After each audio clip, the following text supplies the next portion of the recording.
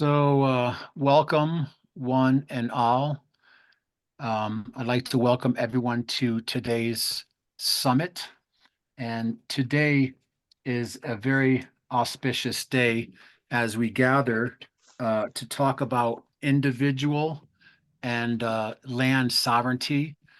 There's a big focus today on the relationship to indigenous tribes and communities and people and how that relates to governance, land stewardship. And I'm going to let John speak about that much more. But I want to welcome everyone. I will be your host today. And very briefly, I want to just mention kind of the focus for today so we can kind of stay on topic. Today is focused again on individual sovereignty, tribal sovereignty, indigenous land stewardship, with an also additional focus on self-sustainability and regenerative design. Explore and learn how to claim your independence from the governmental matrix. We will discuss indigenous treaties, war powers, private membership organizations, land patents, and our true spiritual sovereign nature and human birthright. We are not beings or that are made as property or commodities of any government and corporation. Today, we will be focusing on building these bridges between our communities to implement traditional ecological knowledge and build a more sustainable and regenerative community, whether through our river basin, watershed, bioregion, and the various indigenous territories that transcend city, town, county, and state, and even nation. Today is presented by the Alliance for Regenerative Communities, the Alliance for Indigenous Nations, Regenerative Media TV, Golden Road TV, Green Lifestyles Network, and Earthstock Foundation in collaboration with all of you. So to start off with, we want to open in a spiritual way, in a way with good medicine and good intention, and would like to open with the Alliance for Indigenous Nations, with John and the Chief to do an opening prayer. And then we'll go to Gail, Hector, and Marcello, and then we'll begin the keynote presentations for today. So thank you for joining us. And I pass the feather to our brother John and to the Chief. Grand Chief, thank you, Michael. Grand Chief, could you open us up in a prayer, please? Our Father, Sacred Fire from Bolivia 2009 at the Climate Change Conference. I use this sacred fire ashes in all of my ceremonies. Minawabas kamakwa dinishna dodem makwa, manitouage de Dunjabar. For today, for this important time, I want the Great Spirit to bless us all. Bless us all that sit on the Pachamama, Earth Mother, and make all our wisdoms come out so that we all can share on the benefits of common knowledge and new knowledge so that we can go forward and create peace. That the eagle and condor wanted to see, which will be talked about later. I got feedback here, so anyhow, I just want the Creator to bless us all today so we all can speak with good heart, good minds, and good spirits. Megwich, Megwich, Megwich. And I'm from Ontario. I'm a mixed breed person. I'm Métis, north of the Great Lakes in my traditional territories. Megwich. Oh, that class. Oh, thank you, Chief. So now we invite in another spirit keeper, traditional person who represents the voice of the feminine in our balance today as we explore sovereignty. I'd like to welcome Gail Thomas, and welcome, Gail. Thank you so much, Michael, and thank you to all of you for being here. I call on my ancestors, Galigia Kaweskwe, dancing hair and dances with death. Call me Gail. In my ancestral river basin, Wayumi Ganaita in Takiausti, the long man whose head is in the mountain and his feet are in the sea, where they race in the river. On our sacred mountain, Adagul, which means helping many people, in my Salagi and Woodlands homeland.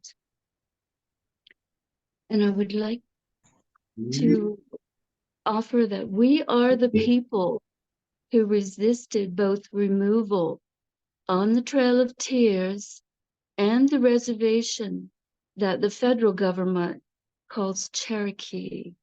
We resisted by hiding in these mountains, and they continue to protect us in our resistance. And I encourage that appropriate resistance among all of us today with the song of protection that is a traditional song for my people.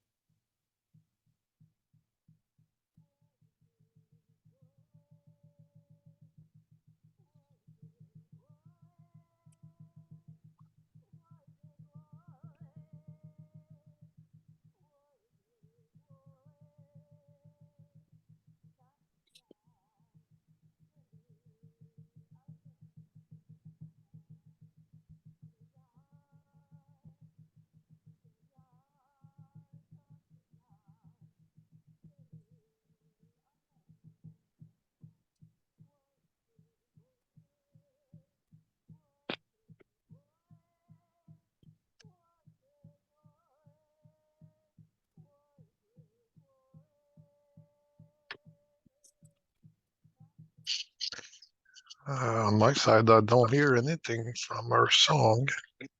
I don't hear anything either, Jean-Marc. No, now it's my turn. I'm waiting for. Yeah, So I want. hold on, please. We'll let her finish. There's a little glitch. We can feel it even if we can't hear it. Thank you. Now it's my turn.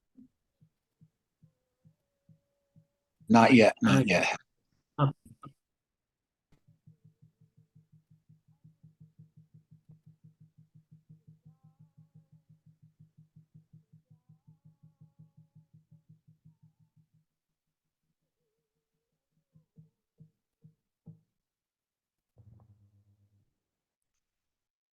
So, thank you, Gail. We unfortunately we couldn't hear everything. But we want to thank you because we feel your medicine and we feel you're strong in your spirit. We just want to honor the divine feminine today and that spirit of white buffalo calf woman that is also part of this conversation today. And I'd like to welcome now from the land of the Quetzal.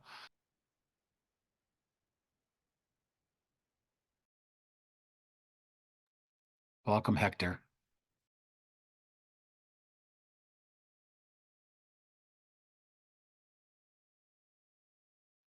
Can you hear me now? There we go. Ahatipi to everybody. Thank you very much to build all of us together here. The Great Spirits give us the opportunity to start getting union and talk about our sovereignties, our lands.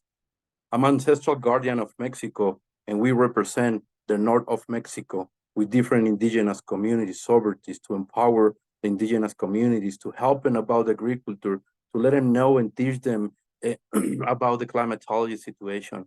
And here in Mexico, it's totally way different at the way that we're trying to make the things happen, because we know that we have our ancestral way in the north of Mexico coming from the Dakotas.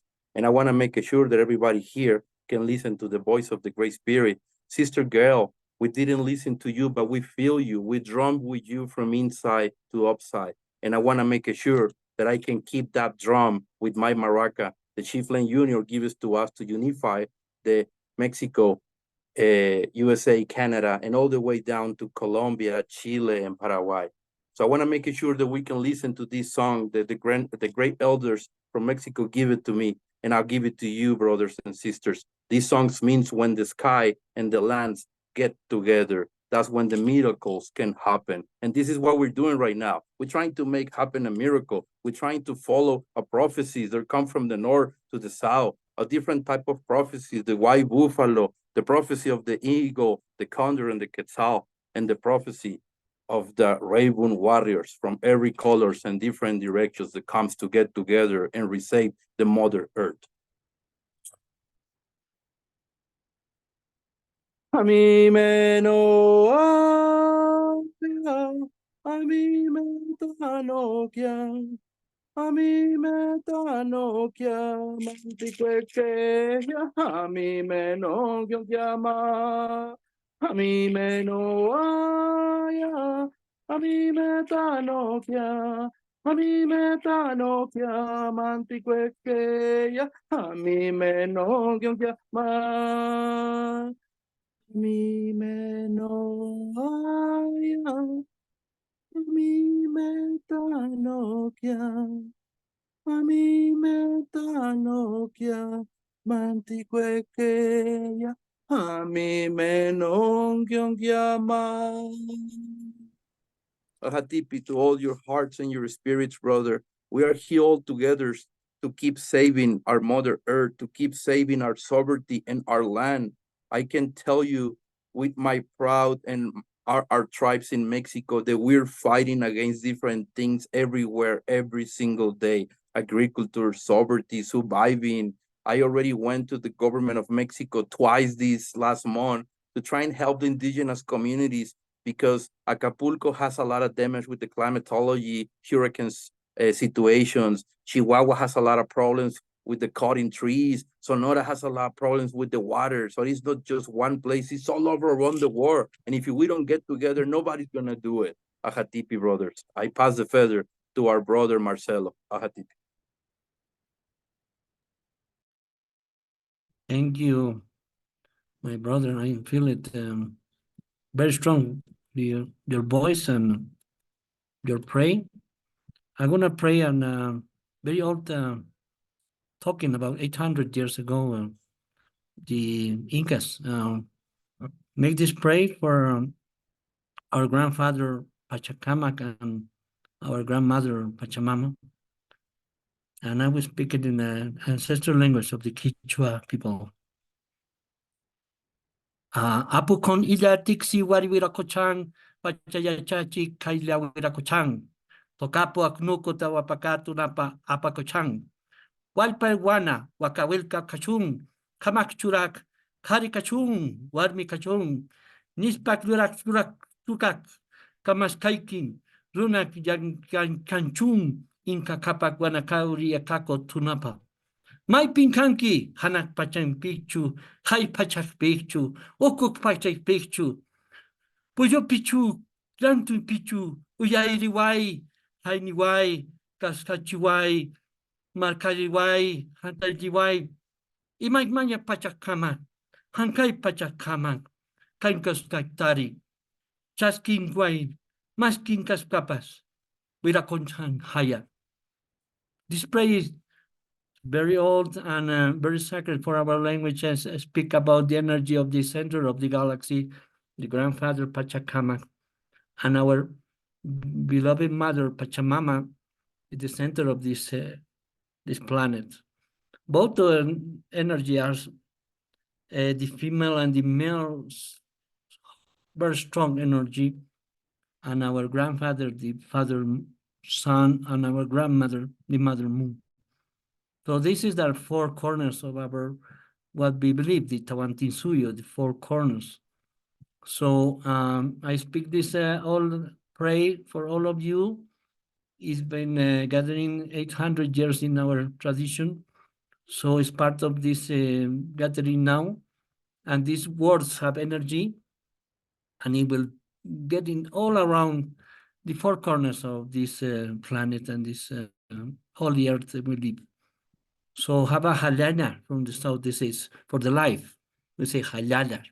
That's for life. It's a pray for us and a blessing to all of you, my brothers and relatives. Thank you. Great. Thank you so much, Hector, and thank you for all of you for setting the spiritual energy and intention of our council today. I would like to share very briefly before we go to our keynote presenters. So in many traditions, there is many different perceptions and projections and interpretations of Indigenous. And in my conversations with John from the Alliance for Indigenous Nations, obviously all of us in some ways or another, we all are indigenous because we come from the earth. Even if some of us might have, through our ancestors, migrated to other parts of the world. But I want to come in with the highest level of respect and integrity for honoring the lands. Right now, I'm in Crestone, Colorado. It was a place that was shared by many different tribes as a place of healing, vision quest. It was called the Bloodless Valley by many people, the Ute, the Pueblo tribes from the south, the Hopi, also the Dene. Also, we have the Comanche, the Arapaho, and the Apache. So it's a very unique place that was in its own way sovereign for many tribes to come here to enjoy the healing power of the earths and the elements and the ancestral connections that we all have. It is also at the headwaters of the beginning of the Rio Grande River. So I just want to share that, and I just wanted to share for one moment before I pass the feather. So in many ways, we're all indigenous, and in some way too, even though that my ancestors migrated here, I have been an emissary and a collaborator with Indigenous nations from all over the world. And my primary focus, just to share a little bit, was in 1987. I went out to Hopi land where I was called there spiritually and ended up watching and being involved in the traditional snake dance, which is a very ancient and sacred ceremony. At that point, I met grandfather David Manunge and Thomas Banyaka, the prophecy keepers for the Hopi. Um, and I worked directly with them for many years. In 1992, I attended the Earth Summit in Brazil, which was a great global gathering of spiritual indigenous communities along with policymakers at that opportunity. Because I was working with the Hopi, talking about a prophecy of a great coming together here in the four corners of Turtle Island, which is Arizona, New Mexico, Colorado, and Utah. We began to organize this gathering in the Big Mountain area, not as just a sign of resistance against Peabody coal and the uranium and coal mining and the injustices that were happening, but also um, um, in recognition of the sovereignty of the nations there and the Hopi who had actually never signed a treaty with the United States government. At that event, I got to meet the Dalai Lama, who actually gave blessings on this historic gathering, which became to be known as the World's Unity Festival. Only 43 people on. And I would ask everyone to please turn your mics off. Thank you. Also, after that, I attended the Parliament of World Religions as a speaker, speaking about spiritual unity, regardless of our age, our gender, our background, our religious or spiritual traditions or cultures, that we are in a time now of a great coming together. I was also invited and was honored to attend the 500 Years of Spiritual Resistance Gathering in Mexico City in 1993, the Cry of the Earth Conference at the United Nations, where indigenous speakers from around the world came to share their prophecies. And then in 94, we did the World Unity Festival south of the Grand Canyon. And at that time, we got resistance from the U.S. government, who actually, at that time in history, brought in the National Guard to remove not only people who were coming in support of the indigenous nations, but also based on what percent of traditional people they were, based on their ancestry, began to remove people off of those tribal lands, which was the joint use area between the Dene, also known as the Navajo, and the Hopi. During that gathering, we experienced the birth of Miracle, the first of now several white buffaloes, on August 20th, 1994. But since then, we've done these unity gatherings in Egypt. We did a gathering, the Imagine Peace Festival with the United Nations in 2005. After 20 years of going to the Yucatan with my brothers and sisters in Mexico, we created a spiritual gathering for the 2012 in December for the some profess as the ending of this great cycle of the Mayan calendar, and have done many projects. So I share this not to pat myself on the back, but all through my life, I have been wholeheartedly committed to this cause that brings all of us together. And of course, today we have many of you to give a special focus on individual sovereignty, indigenous sovereignty, and indigenous land sovereignty and stewardship. So with that, I'd like to, we did invite Chief Phil here today because we all know we are in a time of prophecy of the eagle and condor and the eighth fire. And many of you know that there's a big gathering in Palenque this spring equinox with many people on this call, along with Chief Phil and others, as far as these prophecies and teachings. So with that, I want to pass the feather over to our first keynote presenter, because we're going to go from, and I put this in the chat, we're going to talk for a few minutes about individual sovereignty and Marcia's decades of work and how that bridges into indigenous sovereignty with the work that she's done. And then we're going to go to John and his presenters from the Alliance for Indigenous Nations. So once again, welcome to our gathering today in Council, Marcia Willardson. Oh, so much to say about the journey to knowing who I am and you know, cutting the path through the confusion of generations of misunderstandings, misqualification, misdefinition of terms, and so grateful to be on this journey. What I found in looking at my own expression of, I don't want to call it sovereignty, as so abused, but my own individual path of my gift here as the divine being that brought me to the planet for these purposes, for being here and bringing the divine law at all levels of expression in my own body, looking to see what it is when my heart is desiring to be the peacemaker, to be the minister of peace that I know myself to be, that I know myself to bring, and finding myself in an environment that I can only see today. I can only see like my grandmother's or my mother's past in such a way that I don't understand the gift that has been given and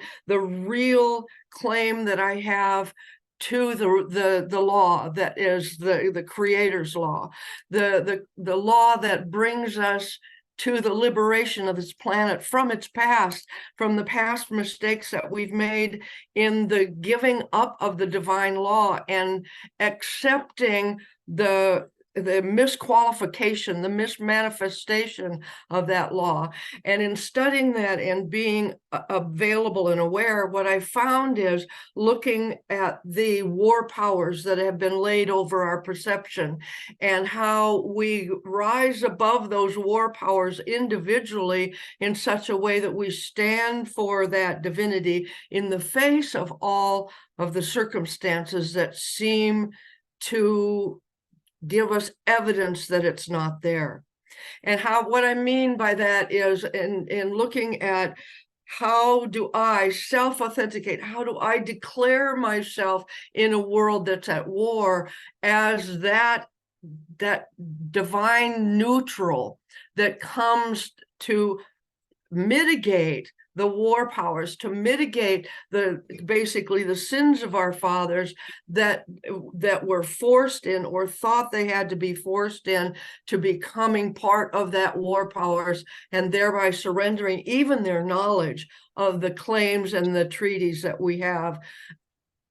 I'm moved not only by the background in the work that I've done in peeling apart the war powers. How were they laid? Where's that conquest? Where's that discovery? How does that sit on my understanding of the divine energy I brought here, I bring here.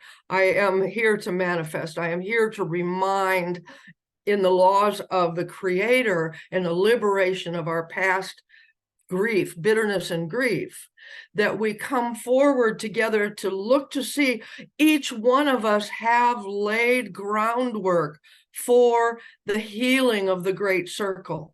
The healing of the Great Circle, as I saw last week as I was rereading Black Elk Speaks, and the vision, the original vision and the full vision he had at 9 years old, and his ability through the war, through the resistance of war powers to bring two parts of that vision into the ritual and into the realization and anchor the spirit with Mother Earth.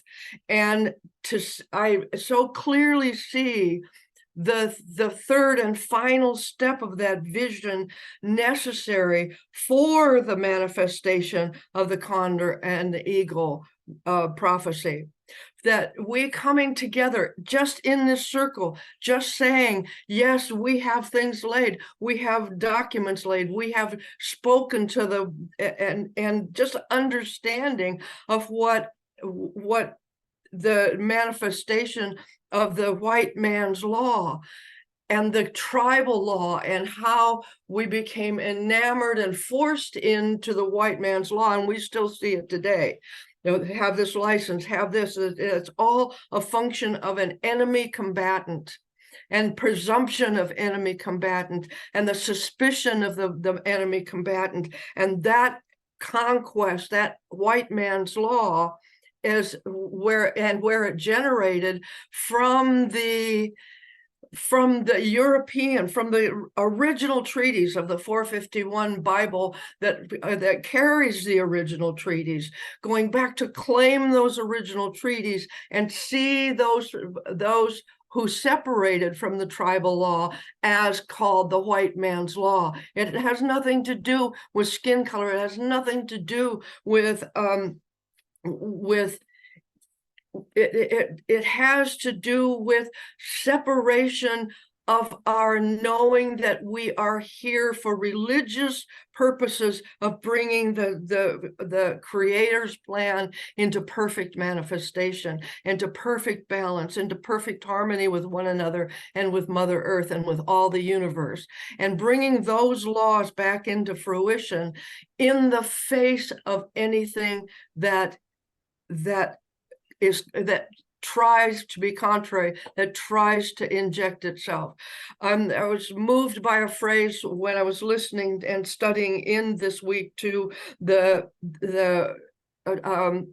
Meredith Quinn's explanations of what he found on his journey in the white man's law and the tribal law, and bringing the tribes together in the recognition and the harmony of the law of nations, which is built on the original 451 treaties that are only, as far as I know, and I would love to go there and see them, they're manifest in that original Bible in 451 that was skewed and reinterpreted out of our understanding. And we now, 7 generations deep, and the women whose job it is to carry the law, to bring the law, to be the law in that manifestation and the true and divine balance of that law carrier to the law speaker on the planet,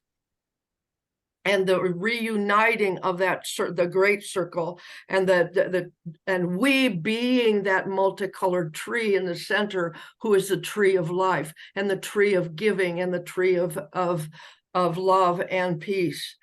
I just am so clearly moved by being in this quest, by being part of this, by coming together to not only know my relationship with Creator, but that my sacred duty and honor to bring it forward and manifest it here in this circle.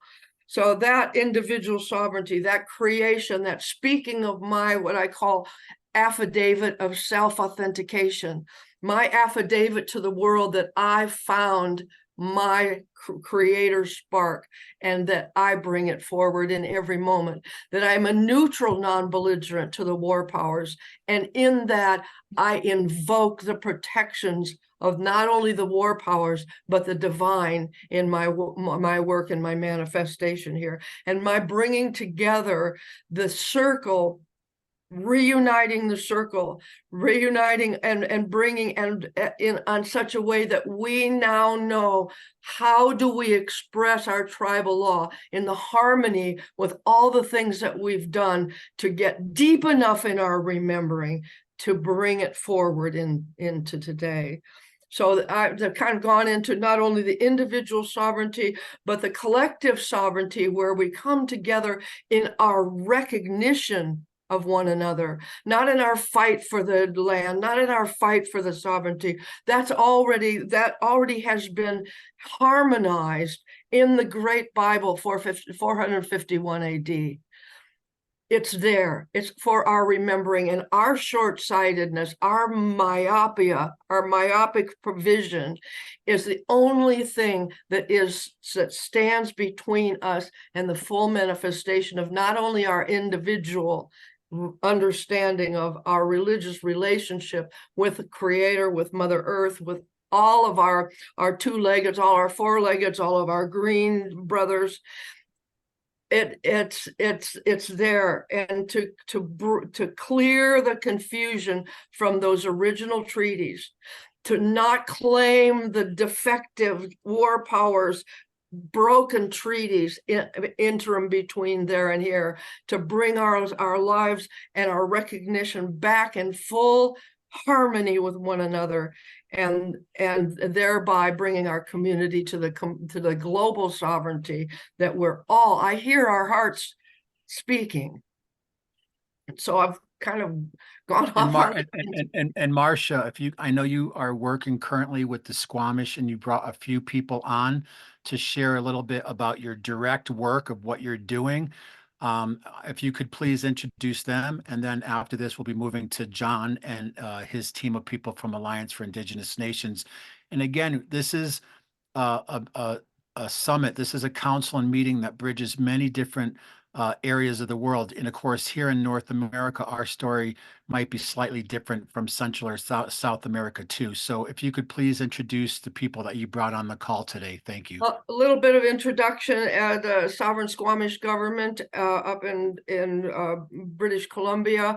I am administrative liaison director, and I work with the Longhouse Court there. And I also have worked directly and understand when we look at the war powers and the white man's law that is now superseding our clear understanding of the real law, what we see are the papers and the recognition on papers that are necessary in order for the white man's law to see a valid claim, so to speak. So that there are first in line claims, and new maps have been drawn and claims set in place, so that, and recognized through the white man's notice and white man's law, that those new maps and those new territories come back to the wealth and the full expression of the tribal laws, the tribal treaties, that wealth coming back to the sustenance of the true law on the planet, and recognized first in line land claim liens and land claim titles in such a way that we're coming together to manifest the wealth of those back to the real people to whom they really belong.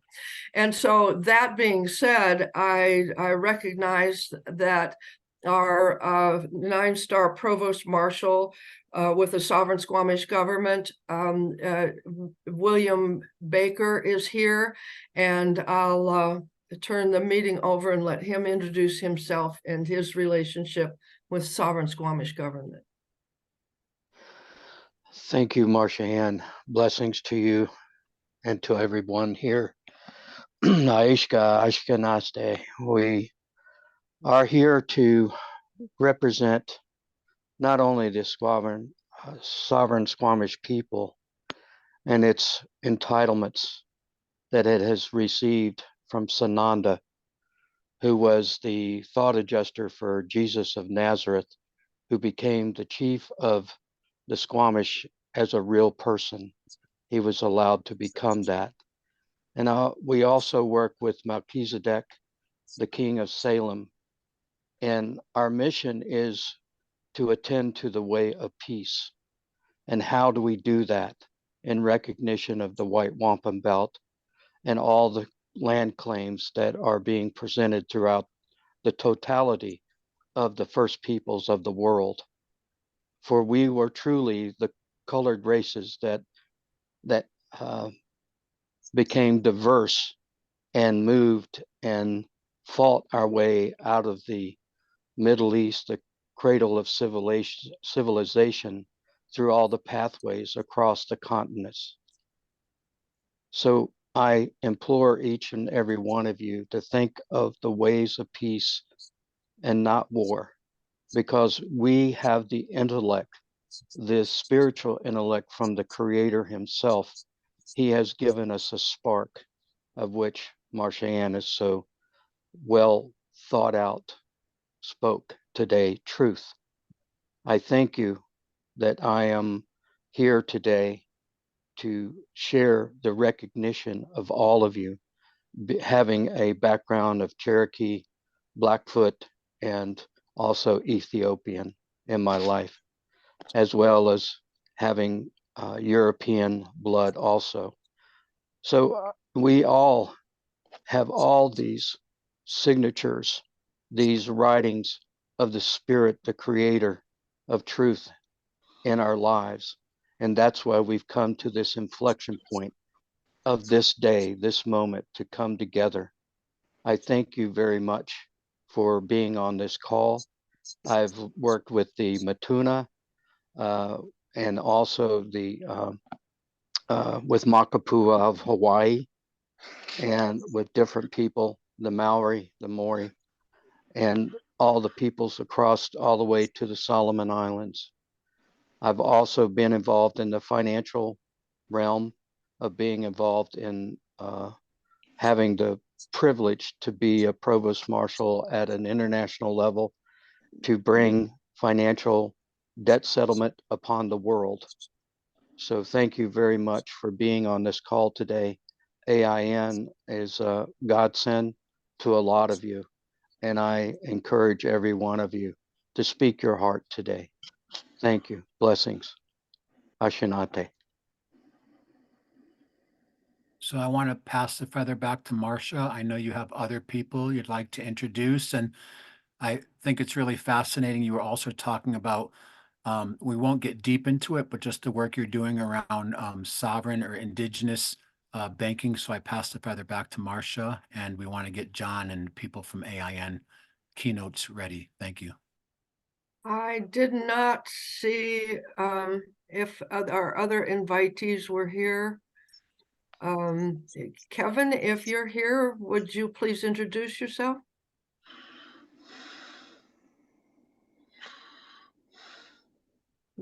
Will, do you know if Kevin made it to the call? No, but I will talk about Kevin for briefly, if you allow me. And Thank you. Phil Chavez, is he on? Phil? I didn't see Phil here either.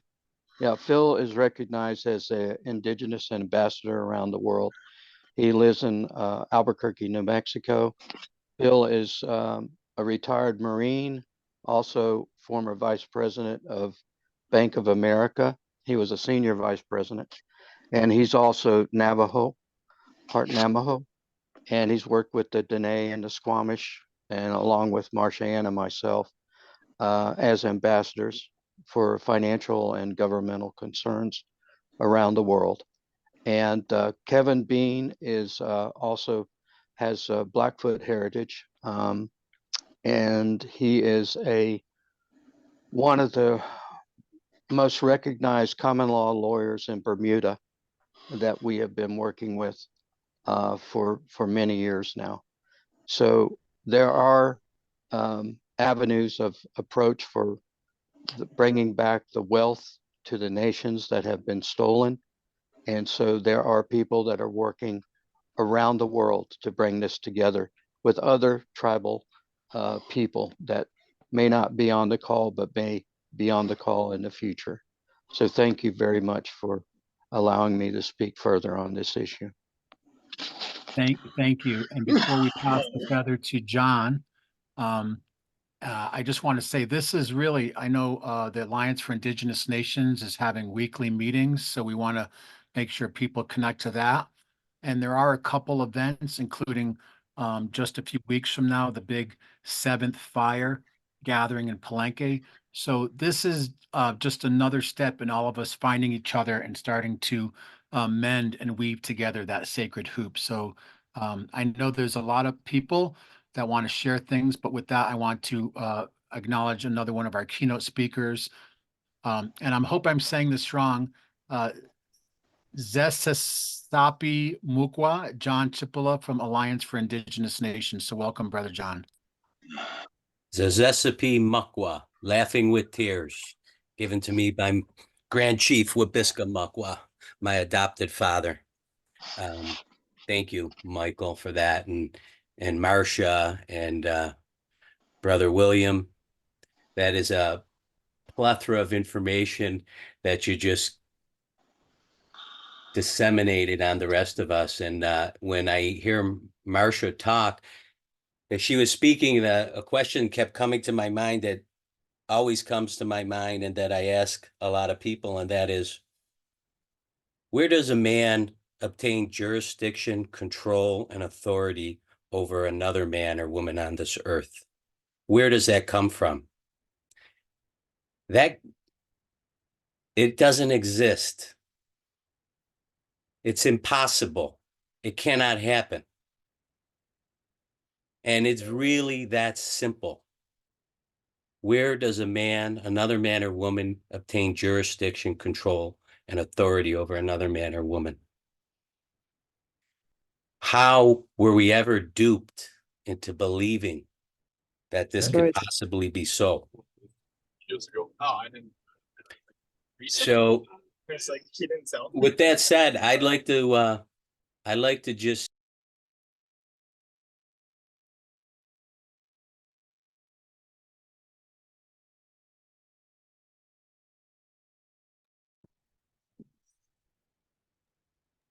John, you got muted. interesting. My hands weren't near the mute. Very interesting. Yes, Okay, where did I get cut off? What did you hear? to about 8 seconds. Okay, so I'd like to just tell you who or what the Alliance of Indigenous Nations is. The Alliance of Indigenous Nations are 60 sovereign Indigenous nations, soon to be 160 sovereign Indigenous nations, aligning together to lawfully reclaim our land, resources, and freedom for all people on Mother Earth. That's who we are. It's that simple. And we're growing every day. The Alliance of Indigenous Nations is still less than 2 years old. And we've grown from 3 or 4 nations already to 60, with a commitment from another 108 sovereign Pacific Indigenous nations from the Pacific Rim who are ready to sign treaty with us. We're growing very quickly, and the information that is being exposed and shared with us on a regular basis is almost impossible to keep up with. But the theme is always the same. No matter what part of the world that we're hearing from, doesn't matter. It could be Australia, it could be Europe, Caribbean, America, Canada. The fraud runs deep. And it's the same fraud over and over again. And when you hear, if you just heard that, there was fraud in the landmass known as Canada, Northern Turtle Island, it might be hard to believe. But when you have 60 nations and you're aligned and you're working together and you're sharing information with one another, and the same theme keeps repeating itself over and over, this crown fraud, this USA Corp fraud, there could be no mistake about it. That's what it is. And so the foundation of the Alliance of Indigenous Nations is based on the Hopi prophecy of the eagle and the condor. And it says when the eagle and the condor, when the eagle of the north flies with the condor of the south, the people of the four directions will align and create a new consciousness for mankind. That's what's happening today. The eagle and the condor are already flying together. The people from the four directions are already aligning, and it's not going to stop. It's going to continue to grow. I'm not going to elaborate on the eagle and the condor because our brother from Bolivia is here and is going to do that. But that is the foundation of the Alliance of Indigenous Nations.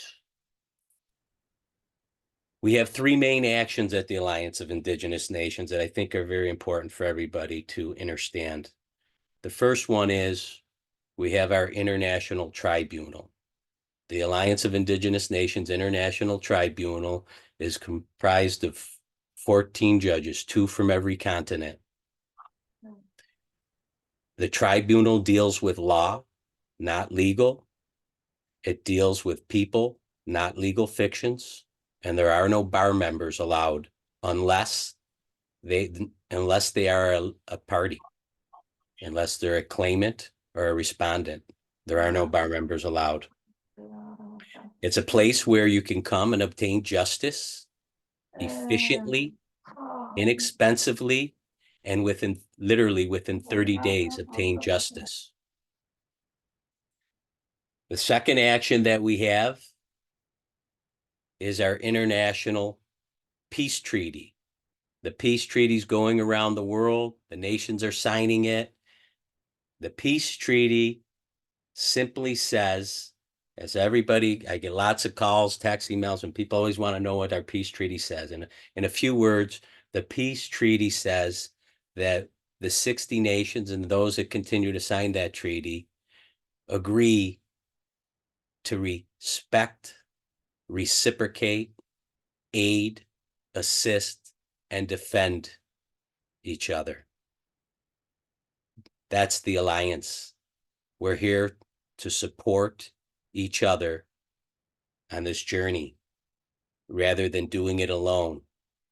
We're strong when we're in numbers, and we cannot be stopped when we're all aligned and this divide and conquer mentality is gone and wiped off the face of this earth. The third, by the way, the treaty, if you're a member of AIN or not a member of AIN, the treaty comes out in our email blasts every other week. It comes out twice a week. It's always there, so people can look at it at any time they want. You don't have to ask us to send it to you. It's there for your viewing.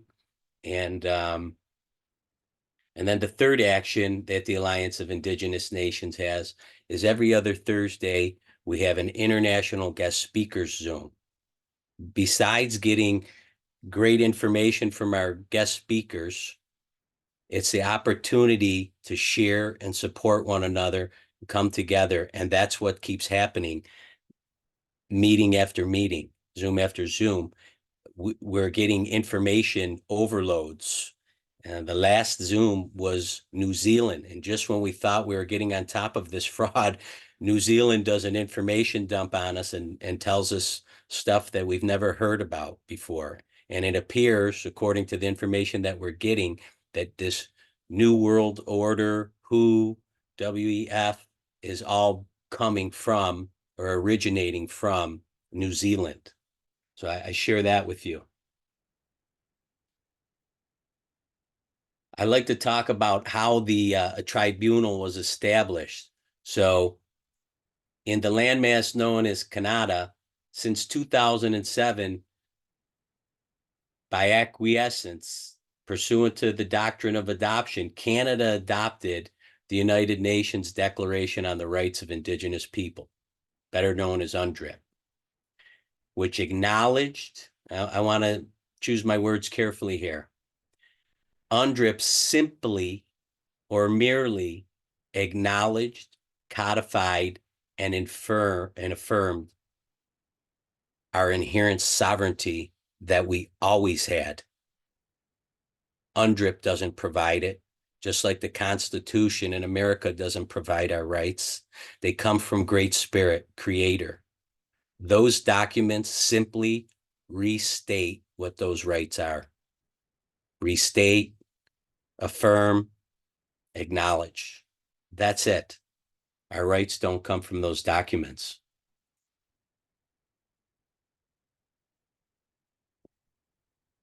In June of 2021, Bill C-15 in Canada was passed, which ratified UNDRIP and thereby eliminated any conflict in the application of domestic with international law. UNDRIP was to be fully implemented within 2 years. That 2 years has come and gone. And recently, a colonial court up in Canada, in the province of Quebec, said UNDRIP is a binding international instrument and that it provides a full box of rights. Really, it doesn't. It just, again, it just reasserts our inherent sovereignty that we always had. But this is what just happened as of this past November in Canada. So I'm sharing it with you now so everybody's aware of it. In summary, the AIN Tribunal operates pursuant to our inherent authority from Wankantanka, Great Spirit, Creator, codified internationally and ratified domestically in Canada, better known as Northern Turtle Island.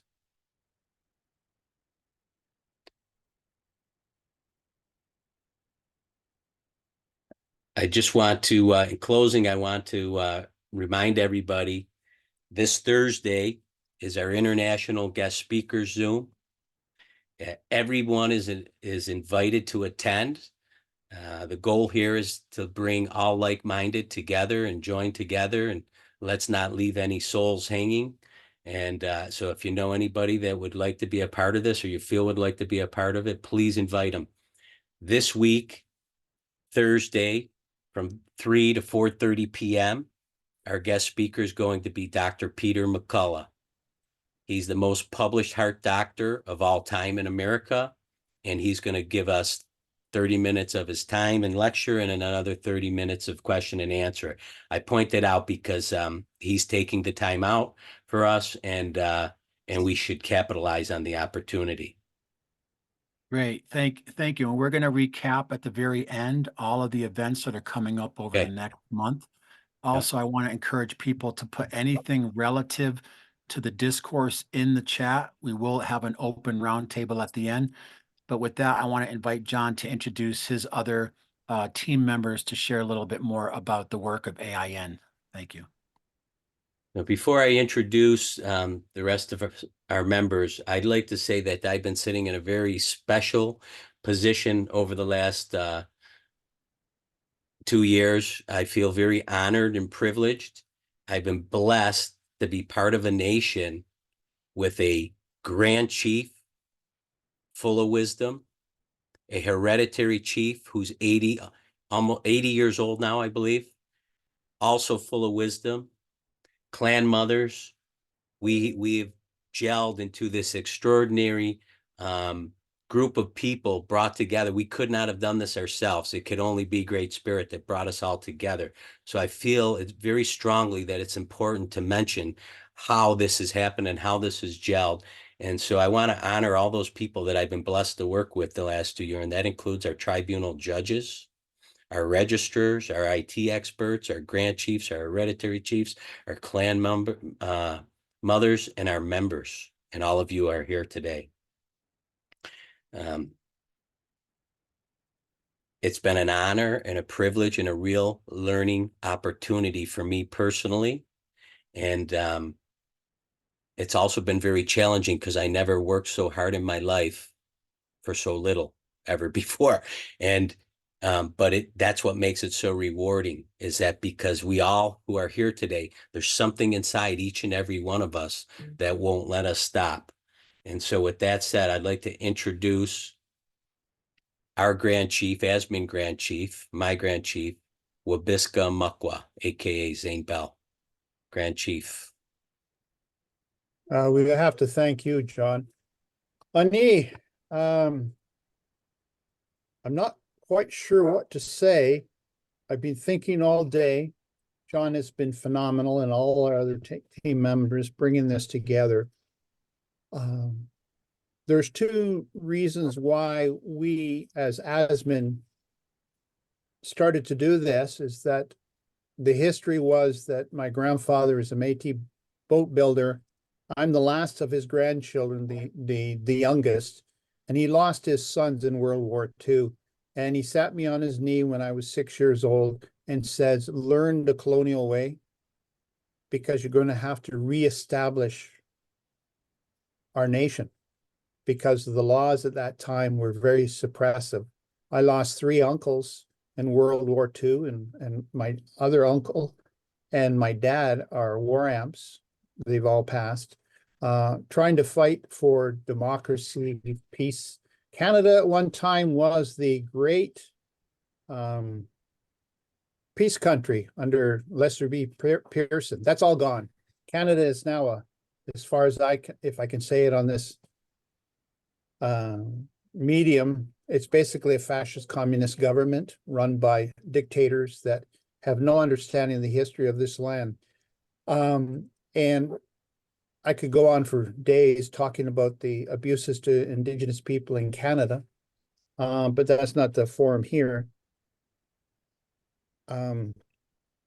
What I wanted to say is that there's now hope. There's really hope, because all of our people are coming together to expunge the multi-generational, the anthropogenic racism. And Canada is supposed to be a multicultural country, receptive of everybody. But Champlain, when he came here in the 1600s, said there will be a new race of people, the blending of the French and the native people, and they'll be working as brothers and sisters for the creation of new land.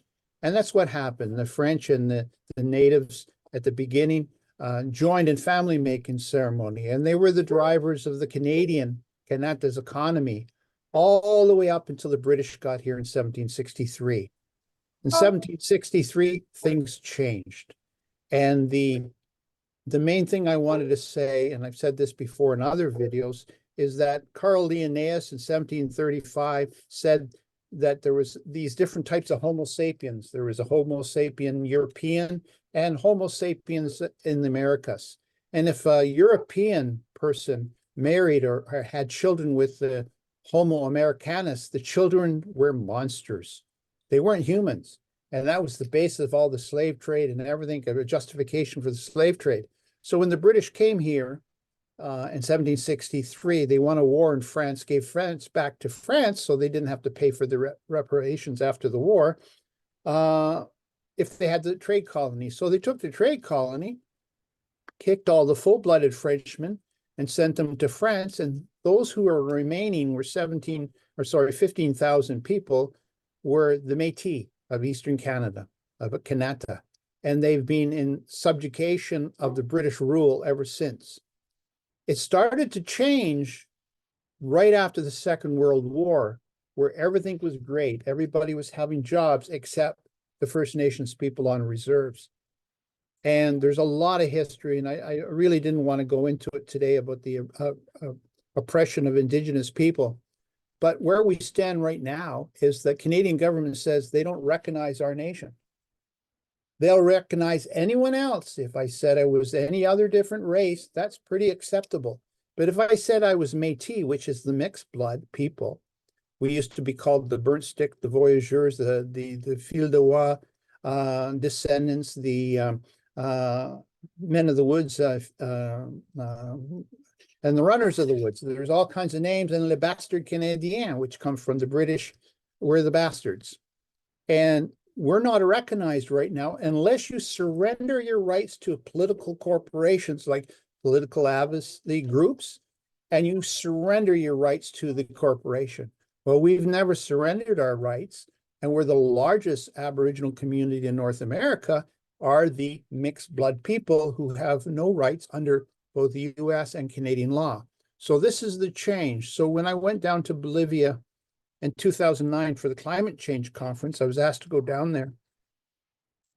I realized that the eagle and the condor prophecy should be reestablished, but it took a long time that we could get enough people that would work in a direction to reestablish it, which is where we are with the AIN, a reestablishment of the eagle and the condor prophecy, which is going in a good way, as our ancestors told us to do. And in Aboriginal customs in Canada, predominantly it was that you always work with your family. So you adopt people into your family, you adopt people into your community. Anyone who's going in a good way, you adopt them in. Anyone going in a bad way, you ask them to go away for a while. Come back next year and tell us how well you're doing by yourself. And so there was a really methodology in our Aboriginal customs and traditions to work in a good way with everybody, regardless of who they are, as long as they support the community. So everything that we have is a community-based driven society that everybody prospers. You don't allow anyone to suffer through the winter because they don't have enough wealth to make a pair of moccasins. You give them a pair of moccasins. And that's where the word potlatch was, to give everything in the fall so everybody can survive the winter up here in this land. But Canada even at one time made it illegal to have potlatch because the Hudson Bay guy wasn't selling blankets to the communities because the communities were making their own blankets out of furs. So this history hasn't gone away. It's still an anthropogenetic races in the governance of both Canada, United States, Australia, New Zealand. In fact, the Canadian Indian Act was the base of the reservations in the United States and the basis of apartheid in Africa. So it's not that I'm concentrating on the abuses, but if you don't know the history and the long-term history of how the, as they call it, the culture of whiteness has affected us in a daily way right now, we won't be able to change those things. So I'm not trying to, those words I have just spoken is not to be a negative, it's that there's a history that we have to learn about the oppression of Indigenous people by the colonial culture of acquisition and conquer. And that's what the whole world is being plagued by, even today, with, say, Russia going into Ukraine and all these other wars. It's all about resource acquisition and conquering other people's lands. And this is what we all have to reverse and understand where it's coming from. And the ethnologists say it's the culture of whiteness, but they even racialized it's the color of colonization. There is no color to it, really. It's just constant attempt to take what the other person has. And that's basically contrary to Indigenous laws and customs and traditions. So that's all I wanted to say today. And I really appreciate everybody coming to listen about what's going on in the world and how we can reestablish the Treaty of the Eagle and the Condor and work in harmony and make peace, and really make peace, which can be done. Anyhow, that's all I would like to say. Gichi Megwich for listening to my, and I'm not the 81-year-old, I'm only the 72-year-old chief in our community. So I appreciate you letting the elder speak. And there's our spirit warriors come in, John. Thanks, everybody. I'm really glad I could be here today and see all you wonderful people. Thanks. Miigwech, Grand Chief. And then I'd like to introduce our Attorney General, Spirit Warrior, Glenn, aka Glenn Boak. Aloha, Glenn. Hello. Can you, would you like to share a little bit? From which episode? I know it's there. So Spirit Warrior is also a licensed attorney, and so he handles a lot of the legal matters, not law matters, going on in the colonial courts for us. So just maybe give us a little bit of what's going on in your everyday life, Glenn, and how you got involved. Well, there's Canada and this crown thing that is actually registered in Washington, D.C. It's not registered in London, England. They're so so desperate because I've been arguing since 2017. I've been arguing that Canada went to the UN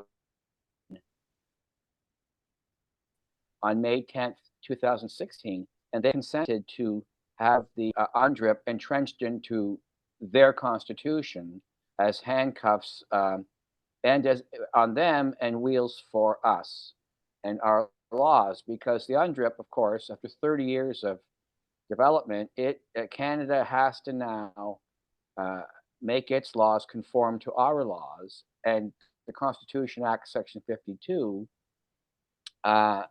states that any law of Canada that is not consistent with our laws is void, is of no force and effect. But getting them to hold them to their own constitution, we're in court right now.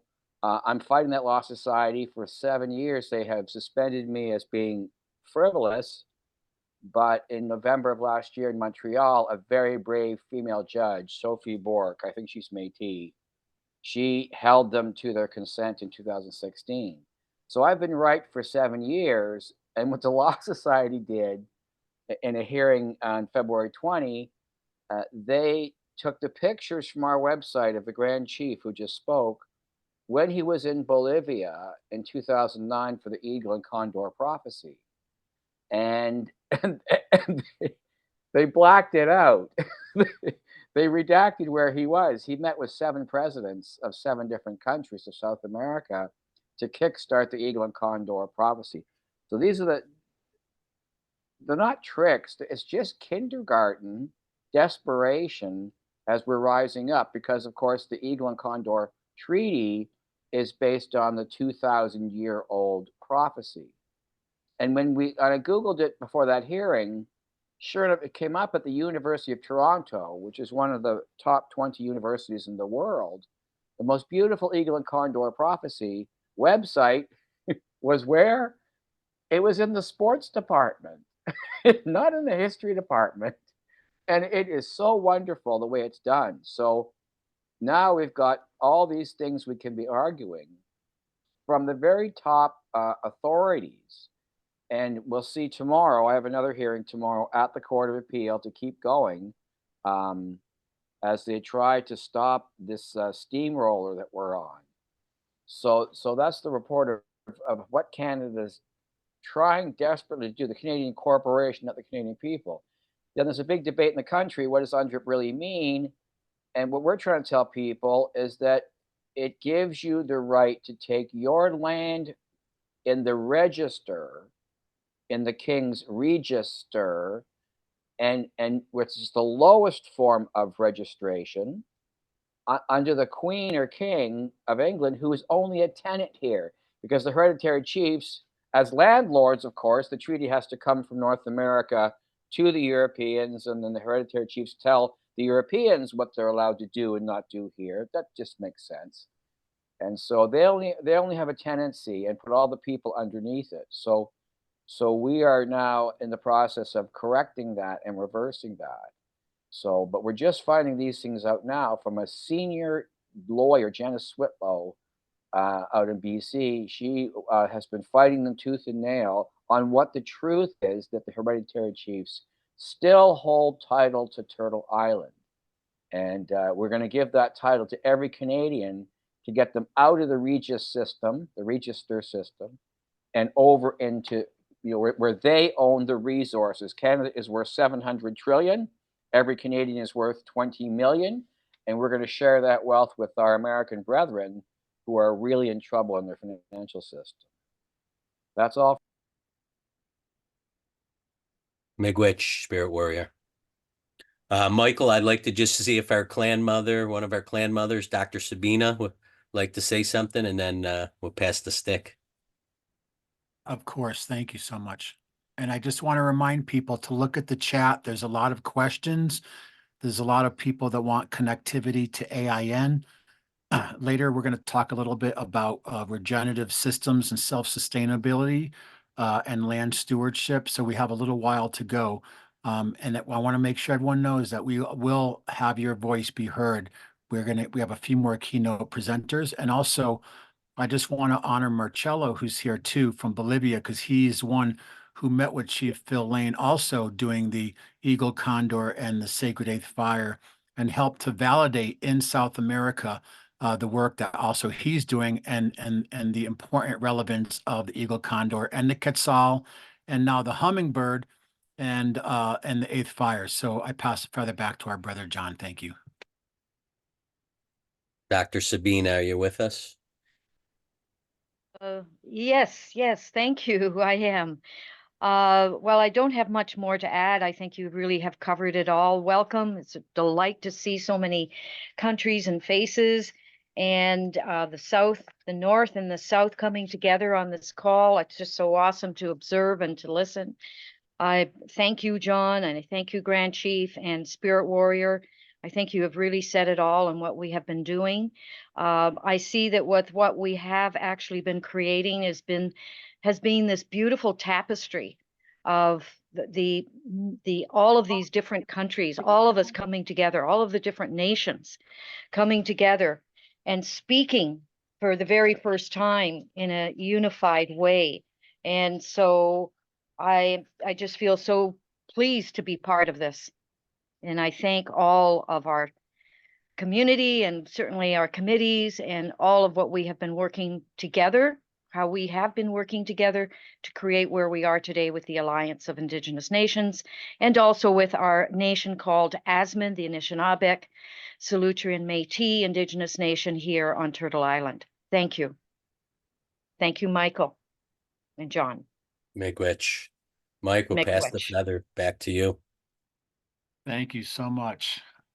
So before we go on, I have a video that we just received before COP28 from the Kogi. And the message is really, it's a prayer and a call to action. And many of us are hearing that call. So I want to play that in just a moment. But before we do that, I want to switch gears now. And we have a few more keynote people.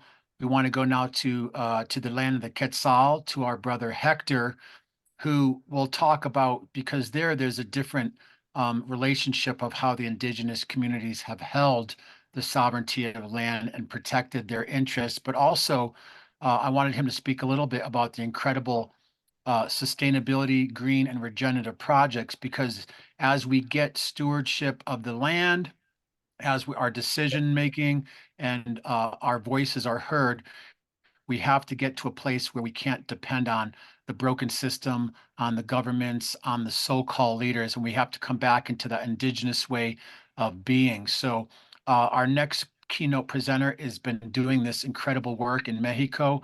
And I put in the chat the link for Alliance for which in collaboration, we recognize the amazing work that AIN is doing.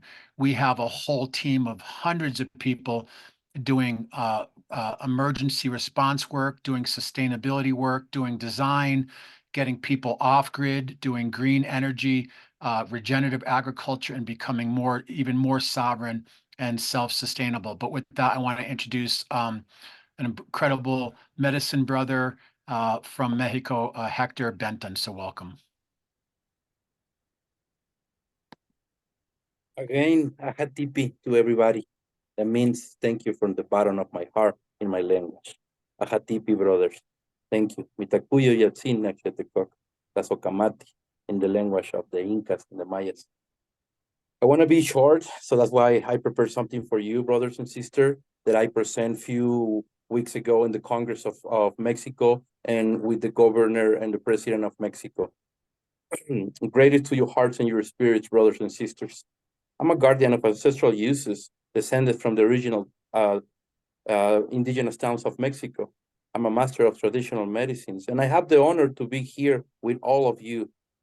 And I have the honor because this is not me, this is us. And this is not mine, this is belong to all of us.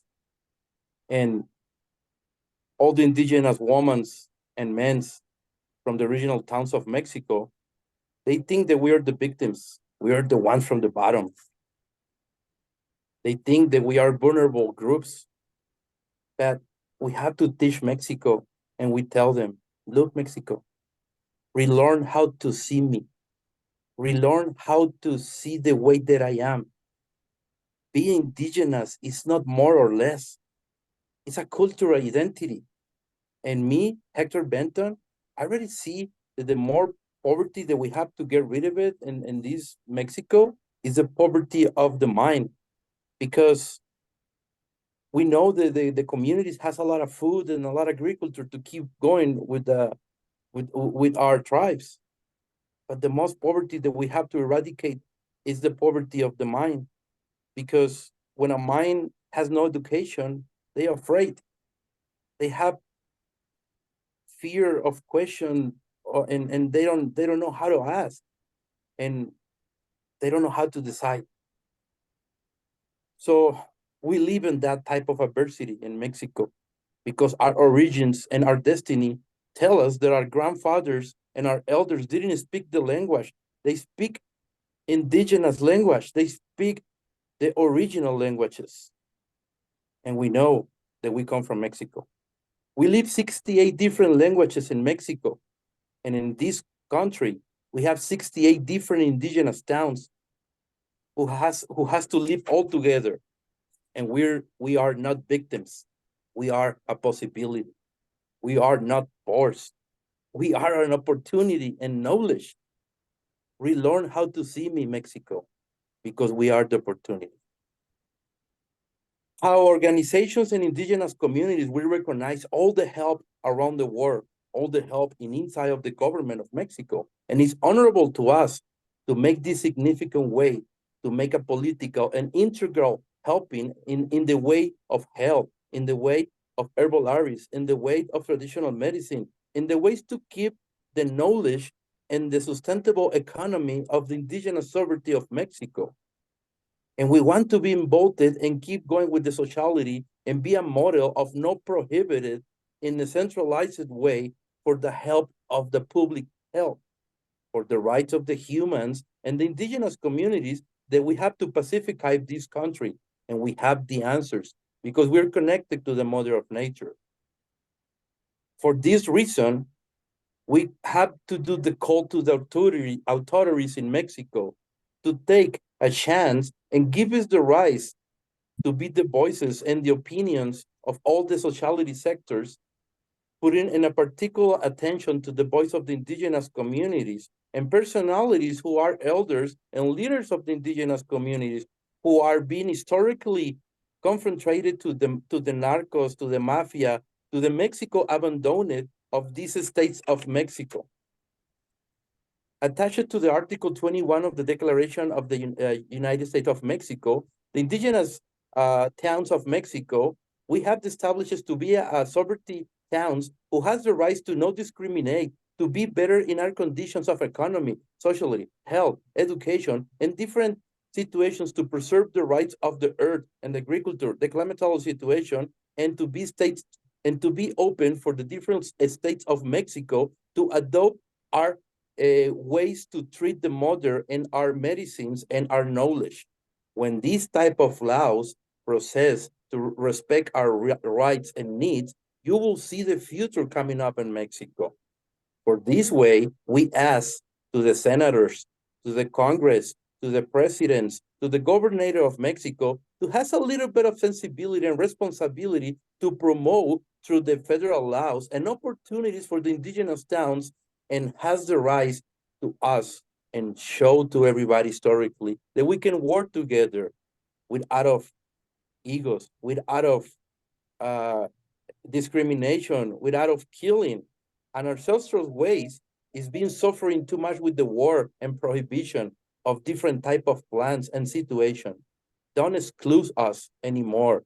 The communities is a possibility to do an extra value for any type of presentation that you want to do Mexico with traditional medicines, with ecotourism, with climatology situation, with herbolaria remedies. That closing and attached to the Article 24 of the Declaration of the UNO, the rights of the indigenous communities, stipulate that the indigenous communities has the rights to have his own sovereignty by his own governation, like what we have in us. We have our own flags. We have our own governments. We have our own soldiers in our communities. People doesn't go to our communities because they're afraid of us. But anyway, let me continue with these brothers and sisters. For this way, we promote and we offer to the authorities of Mexico to use our knowledge and our sovereignty, our experience, our communication to the mother of and the way to make new laws and be the millenary savior of the mother nature and use the traditional plants who has an extra value to the treatments to prevent and help different type of sicknesses and protocols of medicals, of hospitals, of universities, and keep this knowledge with the indigenous communities to be approached for the new ecotouristy, health touristy, wellness touristy to Mexico, to bring all this new wave of healing to and through the indigenous communities. At the same way, we exclaim the protection of our own traceability, tangible and intangible way of the traditional medicines. Our way for the principal preoccupations that we have, it's the appropriation of our genetic situations like mushrooms, like plants, like animals, and people who doesn't respect the traditions, they just want to come to Mexico and take it away and use it for definite medical health. So we ask to the authorities of Mexico to be consciousness of what we're doing, introducing us and the knowledge of the traditional doctors and authorities and elders consult to be closer to this mother of nature situation that we have right now. Considerate the traditional medicines and the knowledge that we are intimate to be working together for the water, for the earth, for the plants, for the different type of situation in where the indigenous community sovereignty can do it to no extortions, no mafias, no hate governments, and of course, the population of the indigenous in the world is the 5% of the real population in the world. The indigenous traditional towns are protecting the 82% of the biodiversity of the world. There is a lot of land for a little bit of group of the indigenous. But what I say is that we are a little group of indigenous protecting all the life for this planet so everybody can survive. The indigenous towns, we're being kidnapping, we're being killing, we're being pushing to be away from the reality. We are here fighting for life. The most stronger man is in the middle of the land, of the forest, of the desert, of the islands, with nothing to survive. The power of the life is in the nature, and that's what we have to show, the power of the nature. Ajatipi brothers, thank you to listen to these words that I say to the Congress of Mexico. They really listen to us. They're changing a lot of things. And I want to make it sure that through this broadcast and the help of our brothers, Michael, Adriana Alvarez that is here, and our brothers and sisters around the world, they can make it sure that in Mexico, we already organized to help with different situations. And now that we have the sovereignty to take decisions, we have our own sovereignty economy to keep doing this together. And I'm going to focus my word on one thing. We know that we are prepared with the brothers together here to start getting back to Greenback Acapulco. And we need to make sure that we're going to do this with the right situations in Mexico to be teaching everybody around the world how we can do it through the sovereignty of the indigenous knowledge and traditions. I pass the feather to my sister Adriana, if you might allow me. Ajatipi to everybody. And again, this is not mine. This is us. This is not me. This belongs to everybody, including you, brothers and sisters. We are all one together, no matter where we are. Ajatipi. So I just want to, again, we want to thank our brother Hector. Adriana just arrived in Palenque and has joined the call. And we've talked about so many things. I mean, it's perfect timing because I know she is also working in many dimensions and many realms right now for this big historic and prophetic gathering in Palenque, which she'll talk about. I want to also acknowledge Hector because what we're learning is because many of what we call traditional knowledge or traditional ecological knowledge is essential for the continued healthy stewardship of the earth, for Pachamama and working with the elements.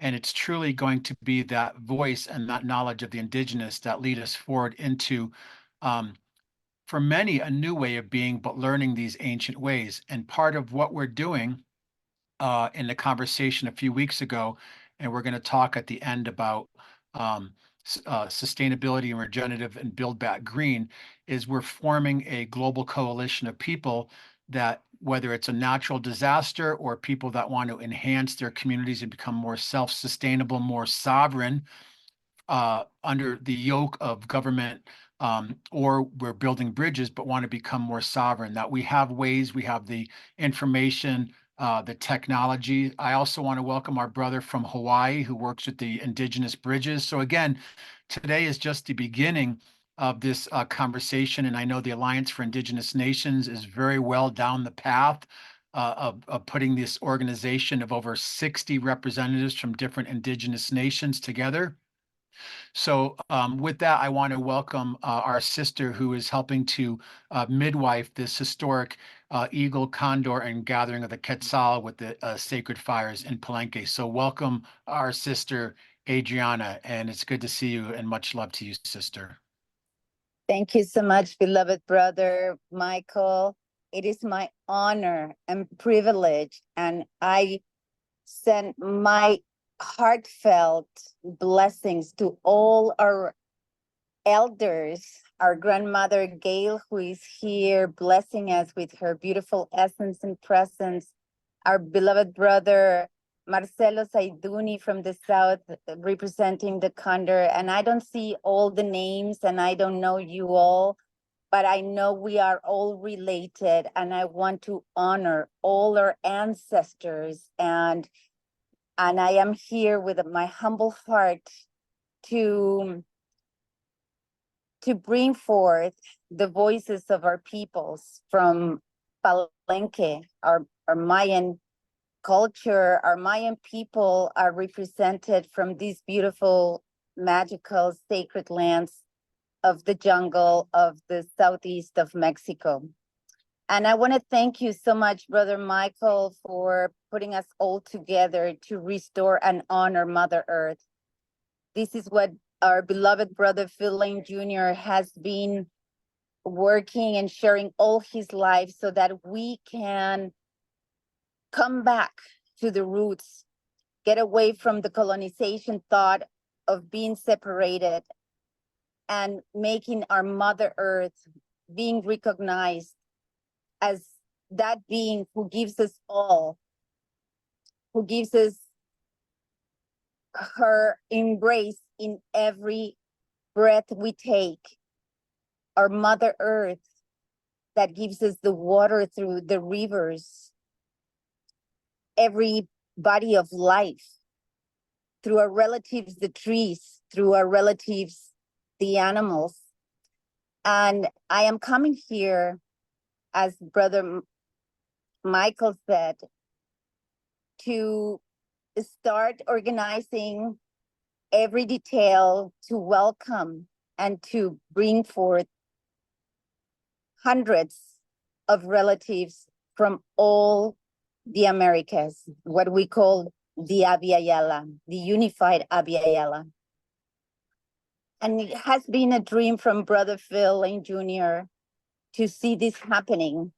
And this is the manifestation of the prophecy of the eagle, the condor, the quetzal, and the hummingbird.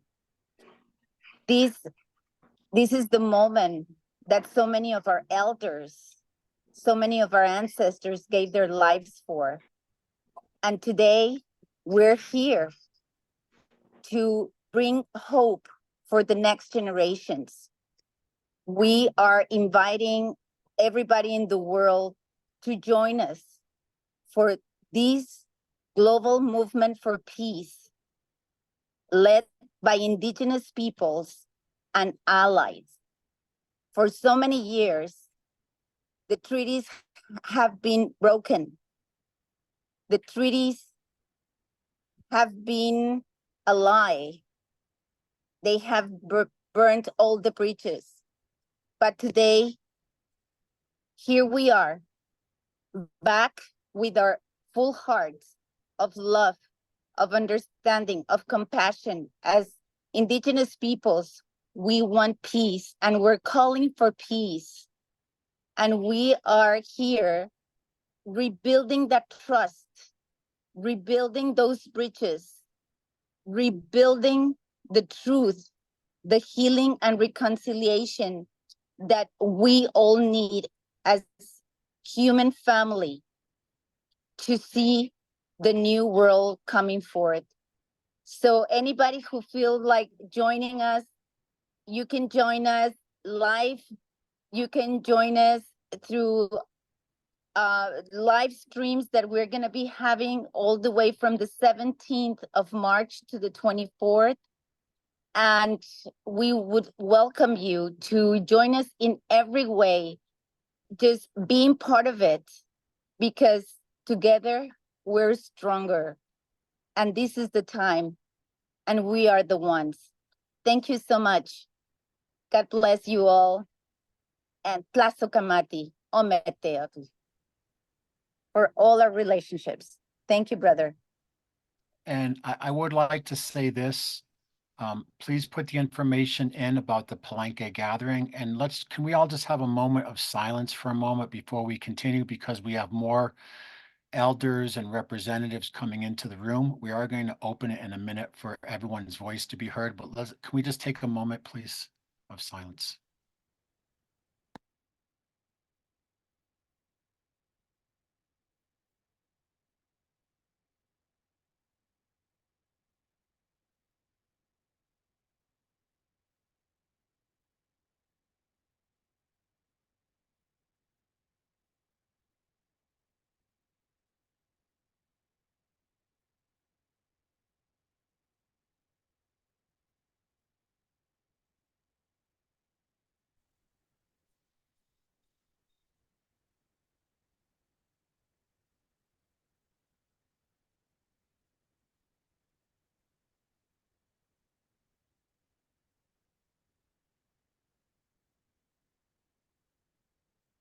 Thank you. And with that, we want to send out prayers of support for our brother, Chief Phil Lane, and the work he's doing, and the work that our amazing, powerful sister symbolizing the divine feminine is doing in Palenque in just a couple weeks.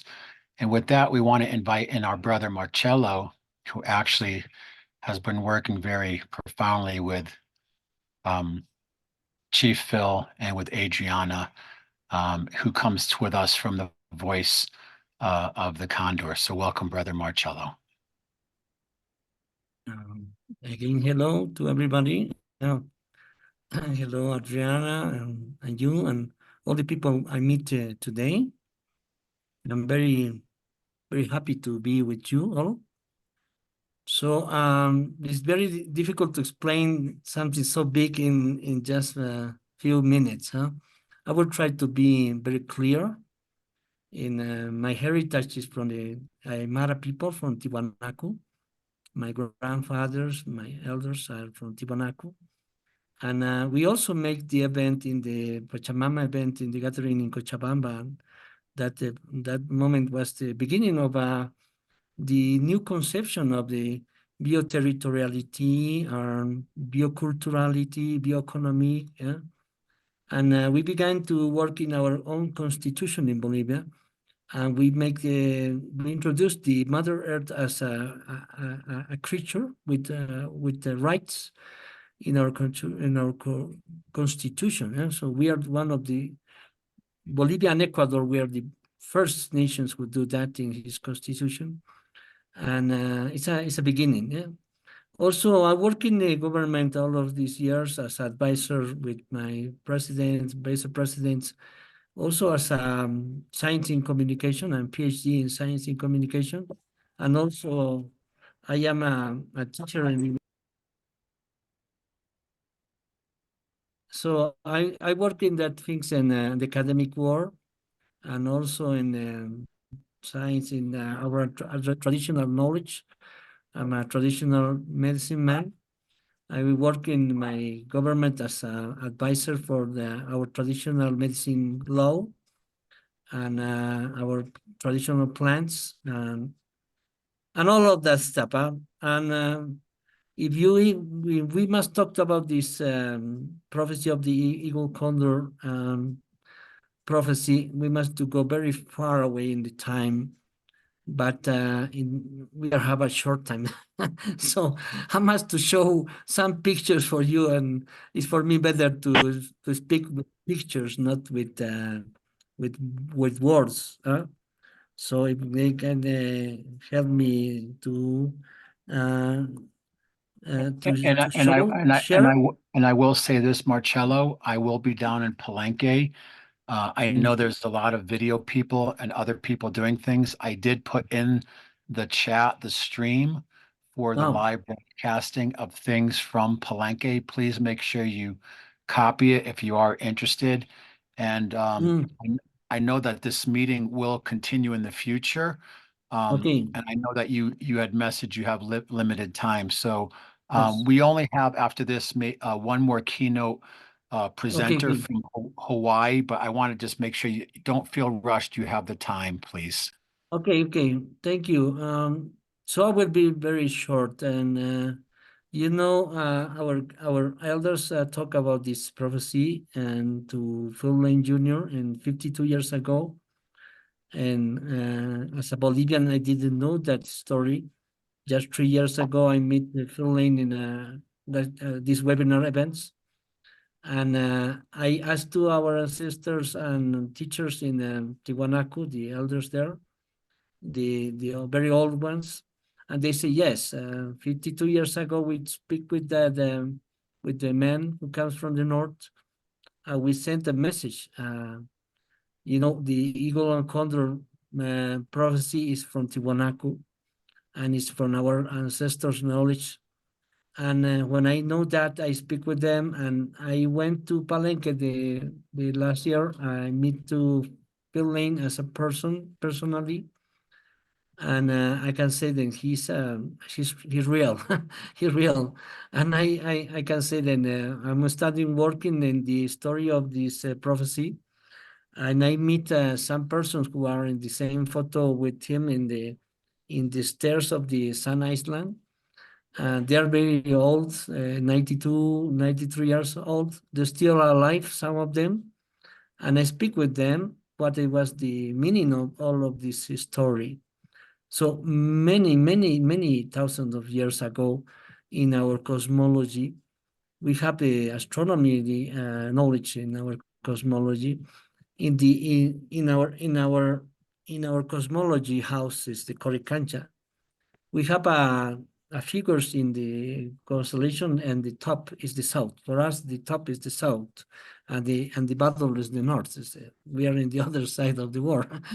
We don't believe the north is in the top. We believe the south is in the top.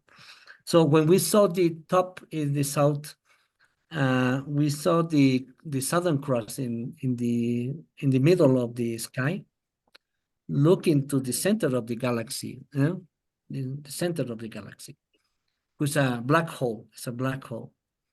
And in the other part of that lake, of the Black Lake, is the Cygnus Key, the Cygnus constellation. And that constellation was the North constellation in 15,000 years ago. So there's a lot of bibliography for this knowledge. Is the Cygnus Key, one of the books that I must to show to you if you want to know about that. Is the actor Andrew Collins write the Cygnus Key, and he make the connection between the Cygnus Key in Göbekli Tepe in Turkey and the Cygnus Key in Tiwanaku in Bolivia, but at the same time in 50,000 years ago. So there's a lot of work that I'm doing in research, in science researching about the eagle and condor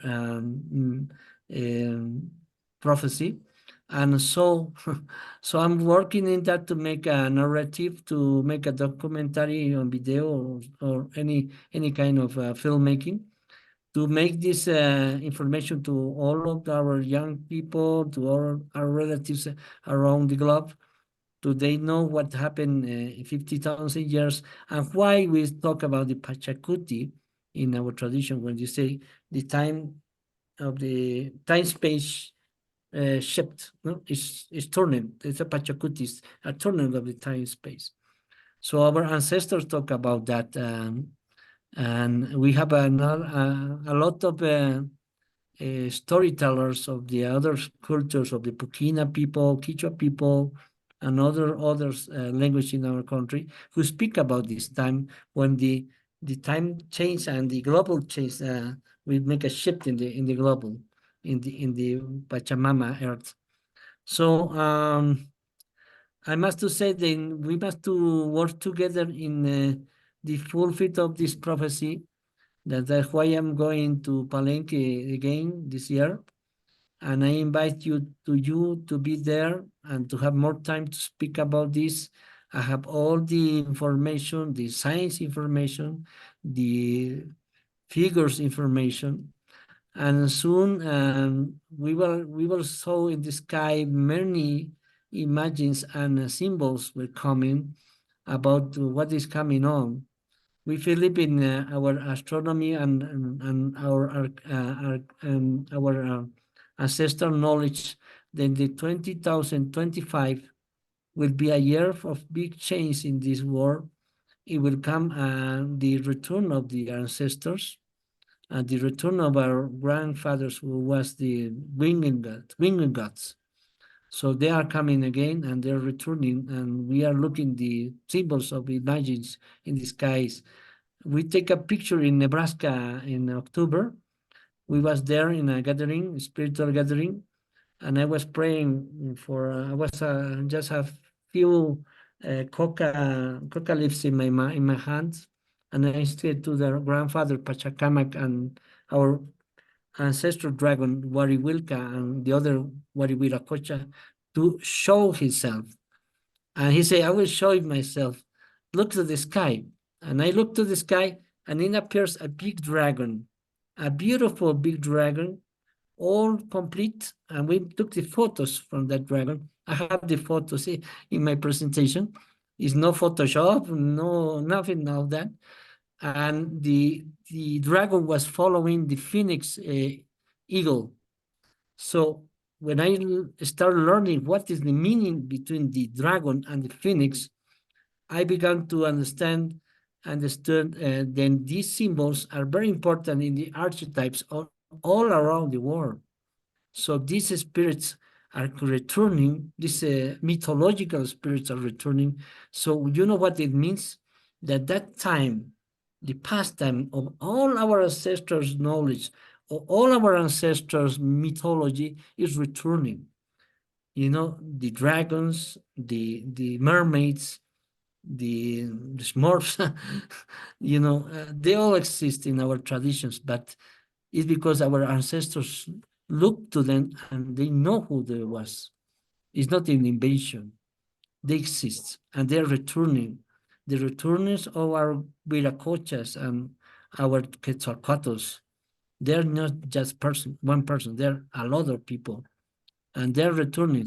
The eagles and condors warriors are returning. The rainbow warriors are returning. Yes. So Yes. that is what I wanted to get in with you. Thank you. It's a lot to talk, but you know, time is the most dangerous thing in these modern times.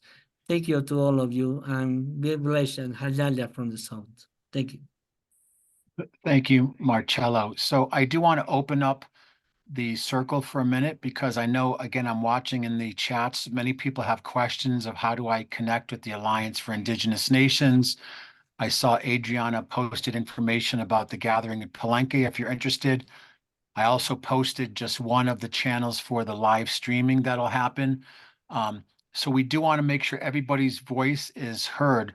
But before we do that, I wanted to share the video from the Kogi, and then we're going to go over to my brother in Hawaii. He was part of Build Back Green Hawaii, which was an initiative after the fire there, and he's with Indigenous Bridges, and he works with a lot of the uncles and the relatives there, the indigenous community there in Hawaii. So I'm going to introduce him in just a moment, but I think just for a moment of change, I wanted to share the video, and then we'll come back to Halib and Huang, who actually bridges many continents and cultures and places. So here we go. I'm going to share the video. And this was presented as part of the COP28. This was a message to the world from the Kogi people. So bear with me one moment. Thank you, everyone. And if you do have questions, we will call on you in just a moment here. Okay.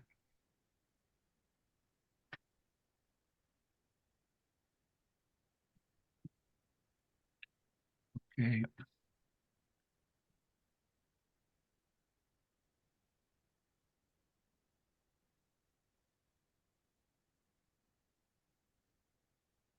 Okay. Here we go. Thank you for your patience, everyone.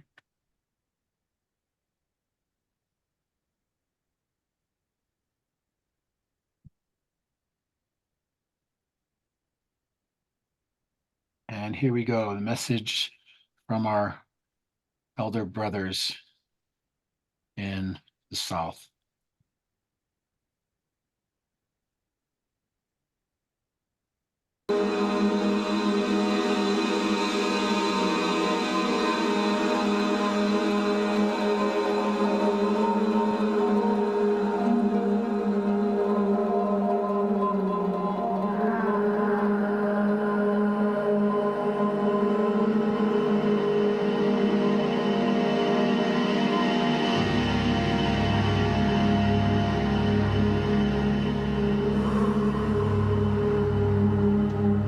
I am the mother. I am in the heart of the universe. Throughout all of time, I have never suffered from such heat or exhaustion. I have endured for the last 1,000 years. Since that time, my natural connection points, my rivers, reservoirs, and internal waterways across all continents have been obstructed and are full of pollution. I cannot cleanse or recuperate. In December of 2023, I will start to rise and move and turn, sending this message out to all my children around the world. The storms, the earthquakes, the hurricanes, and the rise of the ocean will come. If the governments, the sultans, the princes, presidents, and kings of the world do not listen and act, in 2 years' time, only 30% of the earth will remain. I am the mother. I have always endured despite arrows being put in my eyes and in my body. I am not seeking to defend myself. I remain calm. But now, I must recuperate. There are 2 ways for me to heal. The first, I could take the law of nature into my own hands. This way, I will go in search of my medicine so I can cure my body, heal my energies, and all that I'm suffering from. There will be great changes upon the earth. You will feel me recovering. You will feel me moving. I will not do this to cause harm to you. It will mean I am recuperating my body. Or the second way. All my children will make the healing happen for me, so I will not need to do it myself. I will put my older children in charge of my recovery. They will go and search for my medicines, for my cure, so I can be healed and recuperate with their help. You, my children, must all be united and deliver what is needed for your older brothers so they can do the healing where I have been injured by you, my younger ones. Each one of the rulers of the world, of the governments of the world, must say, yes, mother, I will stand with you. I will give my help to where you have been injured. I, your mother, have given you everything. When these changes start to happen, we will see whether you listen and act, or whether I myself will have to do what I must to recover the balance on Earth. If in just 6 months from now, by June 2024, you say, yes, we will provide what is needed, then my oldest children will be able to help cure my body. If this message is ignored, I will take the law of nature into my own hands, 1.5 years from that date.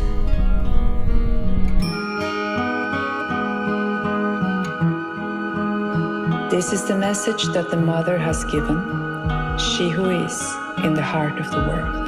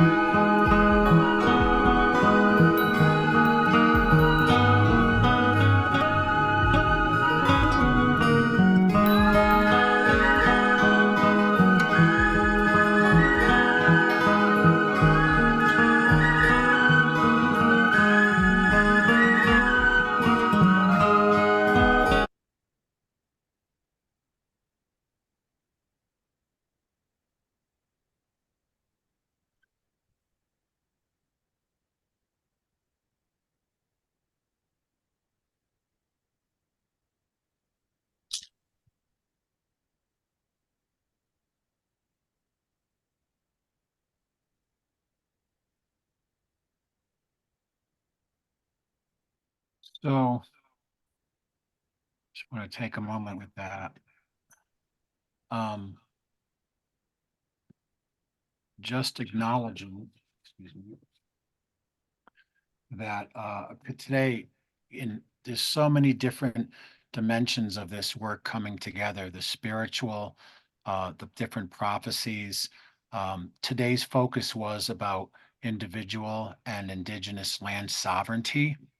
And I really honor John and the Alliance for Indigenous Nations for the work they're doing. We will open it up here in a moment, but I want to make sure if people are interested in the work that the Alliance of Indigenous Nations is doing, he'll put the information in the chat. That way you can stay connected to the amazing work that they're doing. If you're interested in the regenerative and sustainability and green aspects, I will put a chat for the Alliance for Regenerative Communities into the chat. All of us are gathering at this time of amending the sacred hoop and bringing all of our different energies and prayers and intentions and our spiritual energies together. So I know that many different people have talked on various subjects today, but it's all part of this whole great movement towards our relationship with each other and with the earth. So before I open it up in just a moment, I want to share two things. One is our brother Levin Hwang from Indigenous Bridges, who's in Hawaii. And then also with Jerry Anderson, who I connected with through Standing Rock, who has an amazing projects he has done. There's actually living templates of this work in Puerto Rico with the indigenous Taino population on 10,000 acres of land conservation. So we're going to shift gears just a little bit for a moment or two, and then we'll open it up. This won't be much longer. Thank you everyone for your patience, but we do want to make sure people are connecting with the Alliance for Indigenous Nations about their work today. And the Alliance for Regenerative Communities, but also most importantly with each other, with our hearts, with our spirits. And as our sister Adriana said from Palenque, we are the ones and now is the time. So I want to introduce from Hawaii, from Indigenous Bridges, our brother Levin Hwang. Thank you so much, Michael. I'm so honored to be here with everyone, and I'm deeply, deeply humbled to be offered this moment to share of myself and what I am committed to in the presence of so many elders, so many heart warriors who have dedicated and committed so much, not only for your own nations, but as a model and a guide for people across the world to follow. Mahalo to all of you. Mahalo for this brief moment for me to share. As Michael mentioned, I'm the director here in Hawaii for a nonprofit called Indigenous Bridges. Our founder, Tony Coolidge, his mother is of the Atayal people in Taiwan. And the mission of our nonprofit is to support the active collaborations and to help foster these collaborations between Indigenous communities from around the world. Because Tony has been in Taiwan for the last 20 years, over the last 20 years, much of our work has been focused with the 16 recognized, as well as the rest of the Indigenous and Native Aboriginal community peoples in Taiwan. And from about, let's say half a year ago, it's a year ago now actually, he invited me to open a chapter of the organization here in Hawaii, where I've been living for the last 2.5 years on Maui.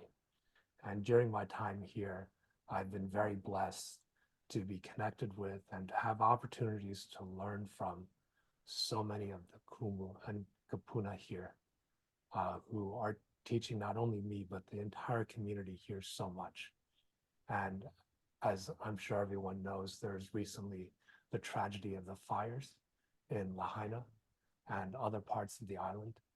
And along with Michael and Alan Tratner, Professor Alan Tratner, and so many others, we were able to do a small fundraising campaign, Build Back Green, to help support those who lost so much in that tragedy. And that continues to be my primary focus during this stretch of time. I'm currently working on a project that I hope that my team and I hope will be able to build emergency shelters for many of the families who lost their homes in the fires. And our vision is that this community of shelters will eventually become permanent homes for many of those who lost their homes. And that this development will also be a model not only for how future emergency responses can be accomplished here in Maui and across the state, across Hawaii, but also to be a model moving forward for how communities can be developed in more regenerative and resilient ways.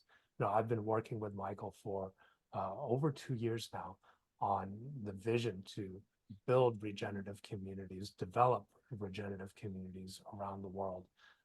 And my hope, my vision is that what's unfolding here in Maui in the wake of the tragedy, in the wake of the crisis, will open up possibilities and open up new pathways for so many people to be able to live in true harmony with the lands that they're on, with the earth, with all the animals and plant beings, all the beings of the sky and the sea, from ridge to reef.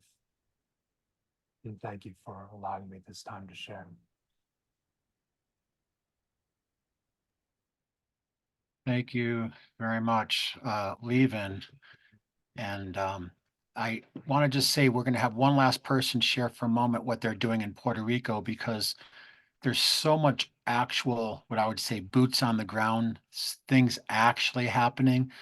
We're not here just to philosophize or hypothesize. We're here to build synergy about the projects and the movements that are happening in real time. So I want to introduce our brother Jerry Anderson. He did the conclave gathering in South America with various indigenous elders.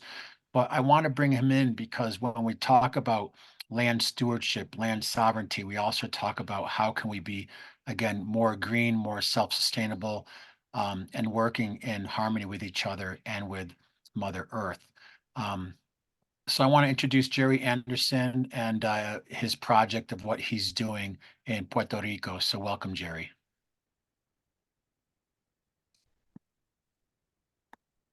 Thank you, Michael. And I feel very honored and blessed to share with this distinguished group of elders and wise wisdom holders in the Zoom room here. Yes, first I should say a little history, like the rest of the elders have said, is that I want to go back before Columbus arrived 500 years ago, and the culture that was the only culture basically in all of the Caribbean, Colombia, Venezuela, the Central America, and all the way up to Atlanta, Georgia, was a culture called Taino, Taino. And we have 500 words in our language from the Taino, from canoe to hammock to tomato, potato, barbecue are all words that are Taino words. And the Great Spirit has blessed us with an enormous amount of grace. And what has happened, I'll sum it up because we're short on time, is that we're talking today about land sovereignty, and the area in Puerto Rico where we are, we were given stewardship over 10,000 acres in the very center of the island. And the crazy thing is, this 10,000 acres had never been owned by anybody on an island. So this land happens to be, or of course it's meant to be, is actually the holy lands of the Taino culture. In other words, where their sacred stories and myths and so forth took place was on this river that you see right behind me here. It's called the Tanama River, and it's one of the few rivers in the world that flows north. And as you can see in this picture, it's flowing through a mountain.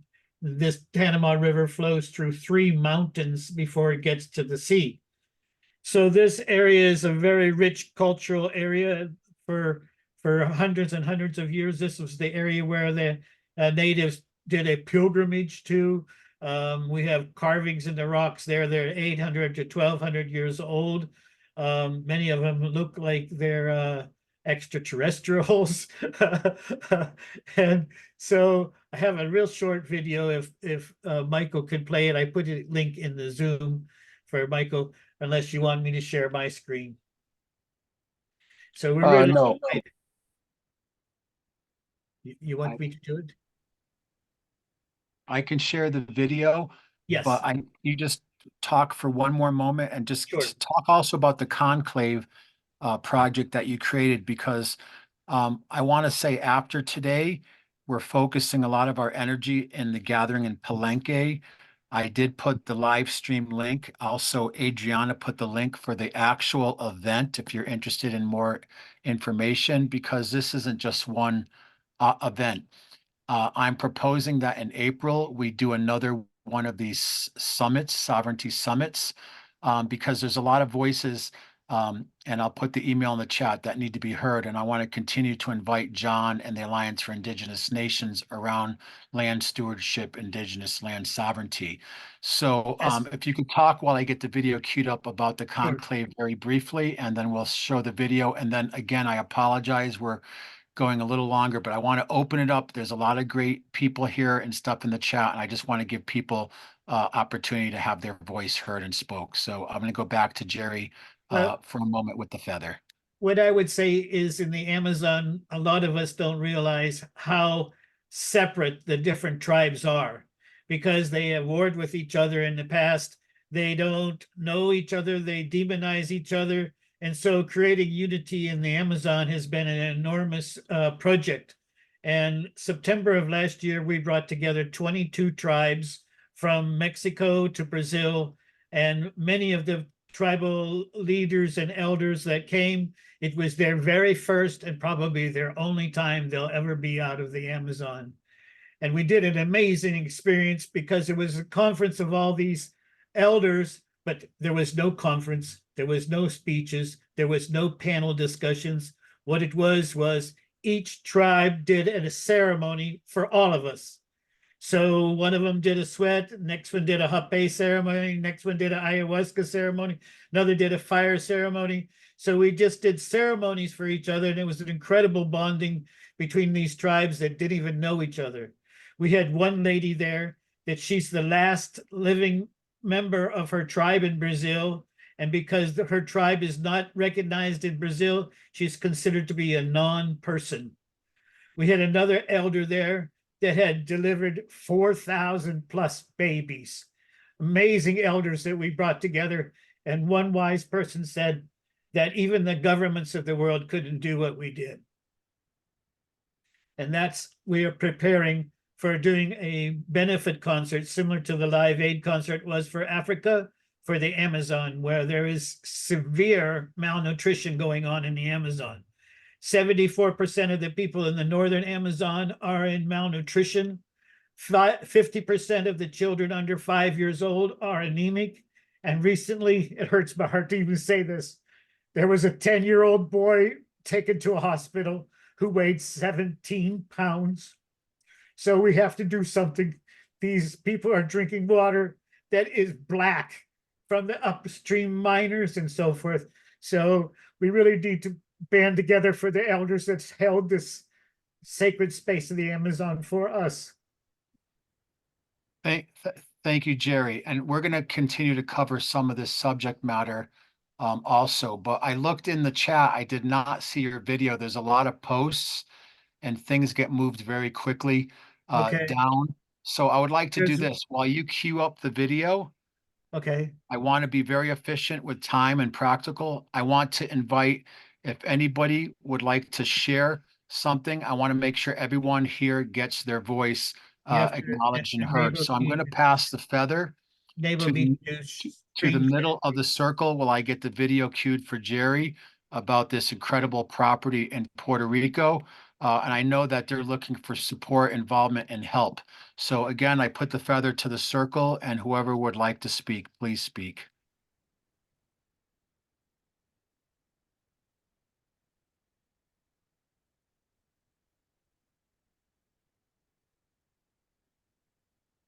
If you want to speak, make sure you unmute yourself. I'm not hearing anyone speaking.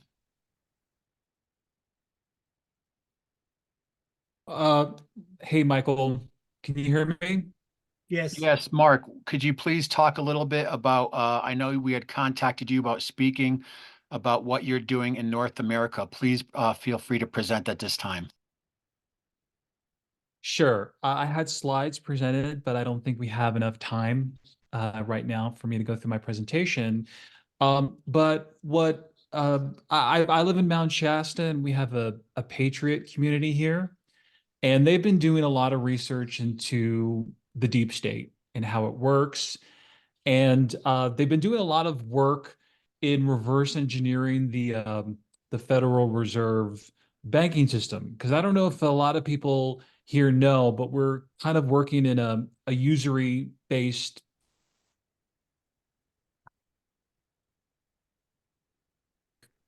the UN and places like that is they would like to push us towards a very dangerous kind of technology called a central bank digital currency. And they want to move us to a cashless society, which would basically mean that we would be tethered to phones in order to conduct in-person transactions and things of that nature. And a CBDC is really the ultimate mechanism of control. And the people in my community have been pushing they've been pushing against that. They've been pushing against 5G because the 5G towers have been installed across the land. It has a lot of ramifications for people's health.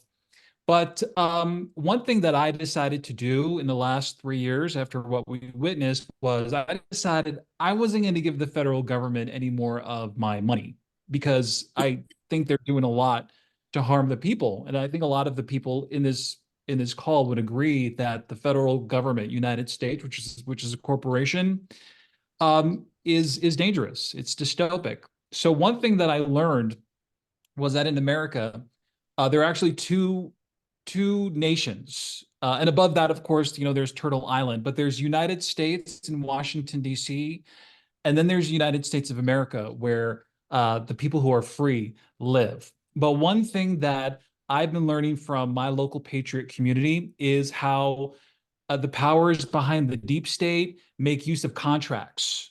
Contracts is what they go by. And in order for us to become free and sovereign, and in order for the people in this room to be able to conduct, to execute on their projects of the heart, all of these creative projects, we have to start to untangle ourselves from the contracts that they have put ourselves in. And then the more I started to unravel the man-made matrix, which we call the deep state, I started to realize that the $30 trillion national debt that we actually have in the United States of America is a debt owed back to we the people. Because we have private banks, and we've been individual bankers and creditors all along, but we've been fooled into thinking that we're debtors. So here's what I think. I think that, moving forward, as they try to push us into this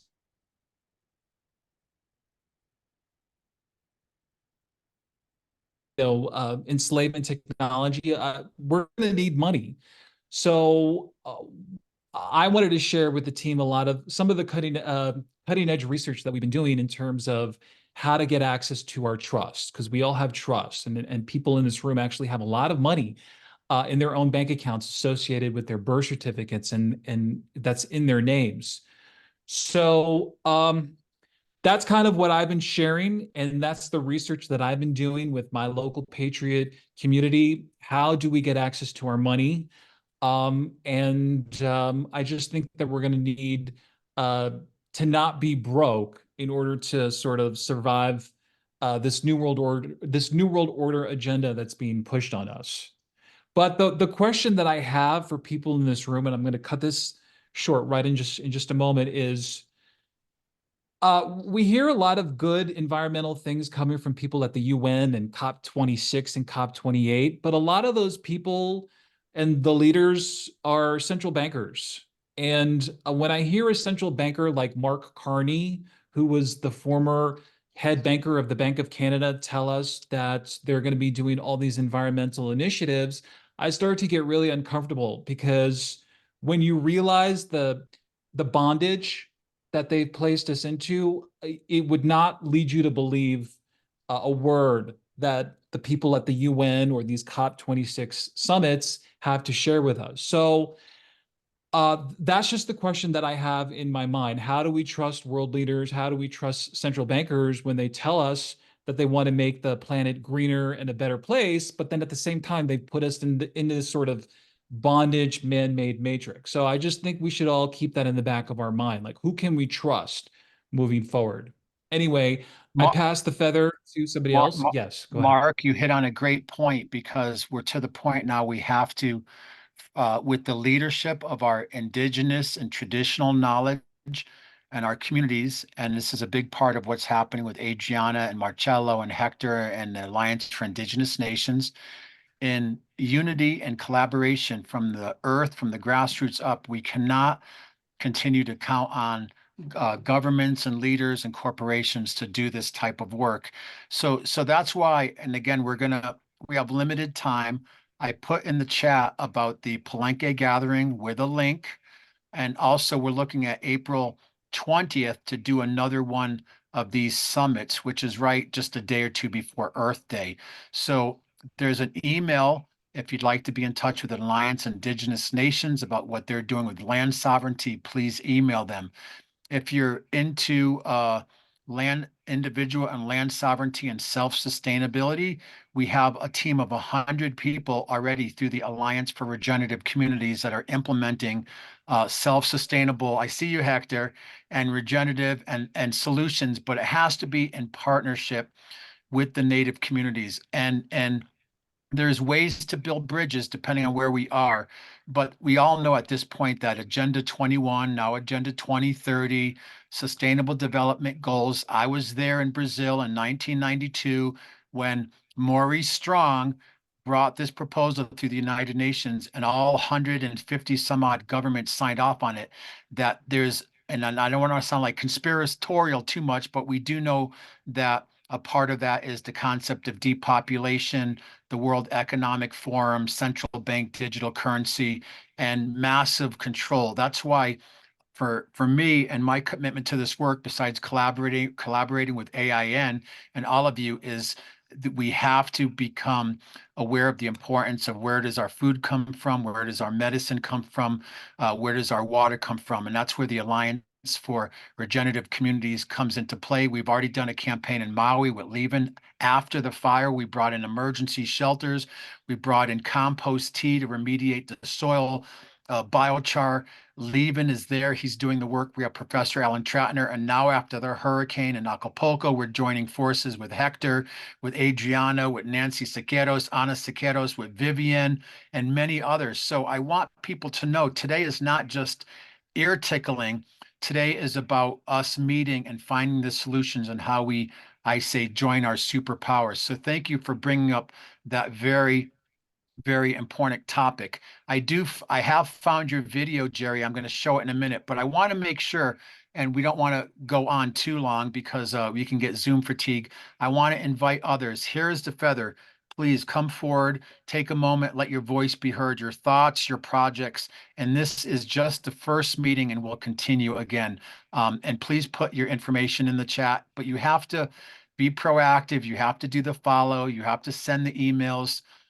Do what your intuition says, but this is an opportunity to open more doors of connectivity and fulfillment and connection with these prophetic teachings, the eagle condor, and I pass the feather to the middle for more voices to be heard.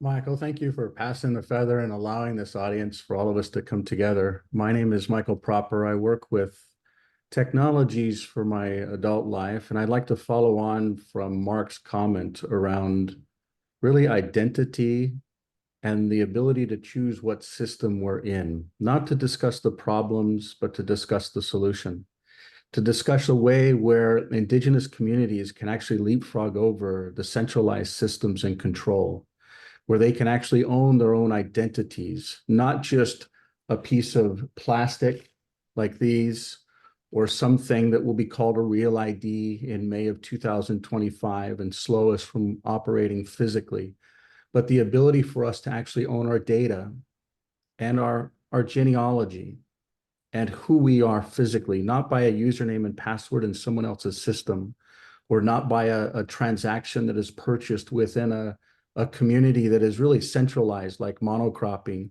but the ability for communities to actually do two things that's very simple, for them to be able to use the future of payments and to purchase local. So purchasing local means they're buying food that is local to them. We all understand that there's going to be a massive food crisis worldwide. We all understand there's going to be an economic reality worldwide. The World Economic Forum will do that for us. I personally attended the World Economic Forum before COVID came out, and I can tell you it wasn't about COVID. It was about financial reset and digital control. I can tell you that I've worked with Phil Lane Jr. for almost 20 years building these systems. You can see them at digitalworld.earth. You can see multiple different countries being rolled out, kingdoms, nations, people, tongue, tribes. Humanity can roll out systems that will leapfrog over the centralized systems that are enslaving not just us, but future generations. You will see this stand up in the Pacific, and it will go from the east to the west and the north to the south, like Phil talks about with the eagle and the condor reunion. You will see massive, massive hundreds and thousands of developers and millions of lines of code that will make it very simple. If you would like to see it starting to roll out, go to your phone, go to your normal marketplace, whether you use a clear phone like what we built, a decentralized phone, or you use an Apple phone or a Google phone, go there and you'll see it starting to be rolled out within the Kingdom of Hawaii. Go and search Hawaiian Life as an app, install it.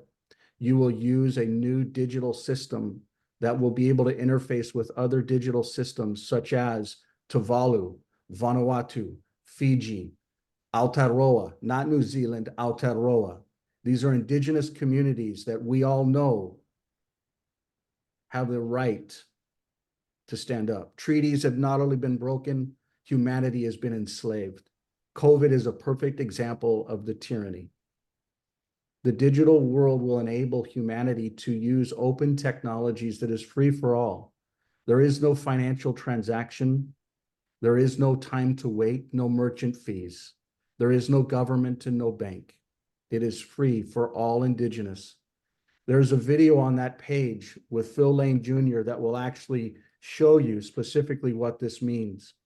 If you watch this video, you will come to understand. And if you'd allow me to share, I can actually share the video. But it was with Phil Lane Jr. the last time he will ride a horse in his life. And he will pass his sacred headrest to the next generation. And he will talk of people with one heart and one mind and many body. Unscripted, literally unscripted. One heart, one mind in many bodies, united. Because united we can do anything. Divided they want us to fall. But Mark hit it right on the head. Understanding what's going on in society can help us to realize the problem. But the solution is already here. You just need to use it.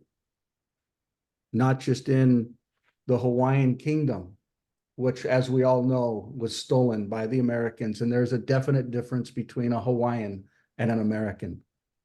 But the reality is we're all one people in one world with one blood, period. We need to love one another, and through that, we will find the peace that is needed in the future. The wars and the rumors of wars have only just begun.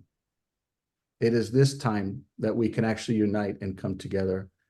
I will yield back the feather, Michael. If there's questions or comments, I'm happy to help. Thank you so much, Michael. And I will say, I put in the chat, we're going to do Palenque. We're going to give that a big part of our focus, but on April 20th will be the next summit. And I put an email if you'd like to be included. I do want to kind of rotate through some of the key organizations and people that are here today. We want to bring people to the forefront and continue to build and connect this community. So with that, I put the feather back in the center. And thank you, Mark and Michael, for sharing those very powerful and essential words. Michael, if I may, my name is Wade Butler. I work with Will, Kevin, and Phil. We're working to obtain the financing to help reestablish the First Peoples, their land. One of the biggest issues that we suffer from, and Michael and Mark will certainly understand this, we've had 43 food processing plants torched over the last year and a half. We've lost our two largest cattle production facilities in the United States, same time that Hawaii was going on, that was happening in the United States, and our many other food processing plants. We're working to help reestablish First Nation properties, reservations, townships, everything from infrastructure right on up to do agriculture, aquaculture, and reestablish those food processing plants on First Peoples land so that we become the providers of the food for the world. We can do it one very small amounts of property. We can develop it, provide incredible amounts of jobs, bring in, it's a complete package. We go everything from walking in when we put our first foot on that particular property, infrastructure, hospitals, the food growing, food processing, jobs to many. And like Michael, I represent a lot of techs. I have over 42. Many of them, we partner with people like Israel, and we help develop with them, one of our companies, the air to water generation. And now there's many different ways to do that, but that's a very viable. Also for our dear brother that was talking about South America, there's it's a kid's red flyer wagon. It has water filters and a solar generator on it. And we can pump 1,000 gallons a day of purified water out of the muckiest stuff you've ever seen. It's not that expensive. We can get them in bulk. We can ship them. It just takes funds. We're working on those funds to try to get there. I'm also First Nations on both sides of my family, grandfathers and great grandfathers, Blackfoot and Cherokee. And we have been making an effort for the last 2 years to pioneer into the different tribes and bands that which we have got an opportunity to do. It is a work in process. We've been battled every step of the way by the Black Hats, whoever you want to call them, whatever name you want to throw their way. We've been robbed, stopped, attempted assassinations, attempted kidnappings, and some of my couriers and transfers have been eliminated along the way. So there are a lot of us out there that are really trying. We've been behind the scenes. It's the first time I've been on one of these meetings, and I was invited by those folks with Marcia, and I greatly appreciate the opportunity and to listen that which is going on, and look forward to joining and being a part of the work that is being done here. And Michael, I do want to talk to you. I dropped a chat in under your name. So thank you for the moment. I pass the feather. Thank you so much. And just to address that, we're working right now with Professor Alan Tratner and Leeman Huang. We have right now over 100 consultants, contractors, and product reps for everything green, sustainable, and regenerative. Yeah. From emergency response to remediation to building back green. We're doing projects now, just getting off the ground. These are new initiatives. We're working in real time in Hawaii with Levin and Professor Tratner, one of the co-founders of Earth Day. We're doing a project now. We just started in Acapulco. So I'm saying, please, if you have a solution that can be implemented right now, and I don't want to take this away from the Alliance for Indigenous Nations, because they're organizing the tribal people, the indigenous, they're looking at the legalities of land sovereignty. I've also spoke with their representative who is focused on the sustainability aspect. We are completely focused on self-sustainability, yes, and taking back control of our sovereignty and our lives. So please send me an email to Alliance. You'll see it for regencom@gmail. I also want to say, I am at absolute service to this 16, 18 hours a day, much to the dismay of my partner. So if you can in the chat, please, any donations to help support the effort of me going to Palenque, because I'm not at this point being funded to live stream the event, be there for spiritual support, to do video, and to continue the amount of energy it takes to producing this content. We also have the Build Back Green is graciously supported. It's in the chat. But with that, I'm going to pass the feather back to the center. But please make sure that everyone connects the dots right now. Go into the chat. If you want to connect with a person or their project or whatever they're doing, everyone put your emails in. This is the time. Let's open the floodgates and move the movement forward. So with that, I put the feather back in the center. Hatipi, Michael, Hatipi, everybody. Thank you very much from the bottom of our hearts. We know we're all here together to try and make a lot of dreams and a lot of miracles happening. So I just want to share with you, brothers and sisters, that here with our work with indigenous communities in the north of Mexico, in Baja California South, close to California, we're doing a type of new laws with the help of United Kingdom government, because one of our projectations that I released in Baja California South, it's the eco-agriculture with indigenous communities and the ecosystem for the canaf. Canaf is one of the plants, kind of like hemp, in where it doesn't have these legality really hard in Mexico, and we're trying to make this carbon test situation and conversion of CO2. So with our projectations, our knowledge in the eco-agriculture from the indigenous knowledge and some products that we already sell in Canada with the help of Chief Lane Jr. and Adriana Alvarez, with all this mix of new technology, knowledge, nature, and agriculture, we're trying to do conversions, like really high numbers per every 6 months per hectare in our own agriculture with canaf. And again, canaf is kind of like a one hibiscus cannabidulus plant that we use in Mexico legally to convert the CO2 and help the indigenous communities to use this biomass for construction. So that's where I'm going. These projectations in Mexico is really good tented for the indigenous communities who has this sovereignty land in the desert, in where we can desertificate the desert and start growing hemp. I mean, it's not hemp, it's hibiscus cannabidulus is the name of canaf, and canaf can give more biomass so the indigenous communities can reconstruct Acapulco and in different situations. They can rebuild streets, they can redo different options in Acapulco for keep the economy there. Because right now, one of the things that we're fighting with, it's all the young people, they want to go to USA because Acapulco has no jobs, has no sustainability. So literally 30% of the population of Acapulco is going to be leaving Acapulco a few more months to go follow the American dream. So that's why we need to keep the economy in Mexico and help all these situations to make new laws, to make fair trades, to make alliances through all the people who is around there. So I pass the feather to whoever wants to get it. And again, thank you very much to your beloved hearts and your spirits. Ajatipi to everybody.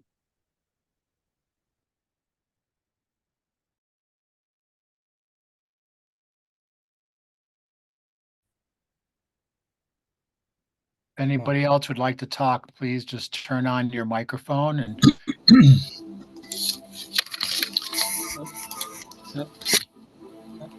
Hi, Michael. Yeah, party people who, thank you for hosting this and having and inviting me on this call. I too, as you've heard, am connected with a lot of different technologies. Where my focus has been trying to hone is, this cleanup aspect, this decontamination, this, atmospheric water generation, some things around, hemp and gasification, taking that down to biochar and fuels. Yeah, and I added Wade and Michael. But yeah, definitely want to connect on how we can deploy these things. I feel like I've been batted around different interests for the past several years. Some of these bigger corporate ones that just didn't have the right intention or didn't feel like the right intention. Yeah, I really would like to connect with some, and I'll drop my email in the chat. But there's one project or a couple projects that I'm focused on. One's concentrated solar thermal to bring some energy independence, and that can help us decontaminate water streams or water sources, and I mean other things that are taking plastic to fuel. But yeah, I definitely want to connect and like I said, open the floodgates, because it hasn't seemed like there's been, or at least haven't been able to find the communities that are really joining hands to bring these solutions together. And yeah, so I just really appreciate being on this and letting me share some of thank that. you. Thank you, Adi. It's good to see you, brother. And in our attempt to fast track things and stuff elephants through keyholes sometimes, there's different energies as we all become coherent and aligned. It's good to see you here. So I will say the Alliance for regencom@gmail.com.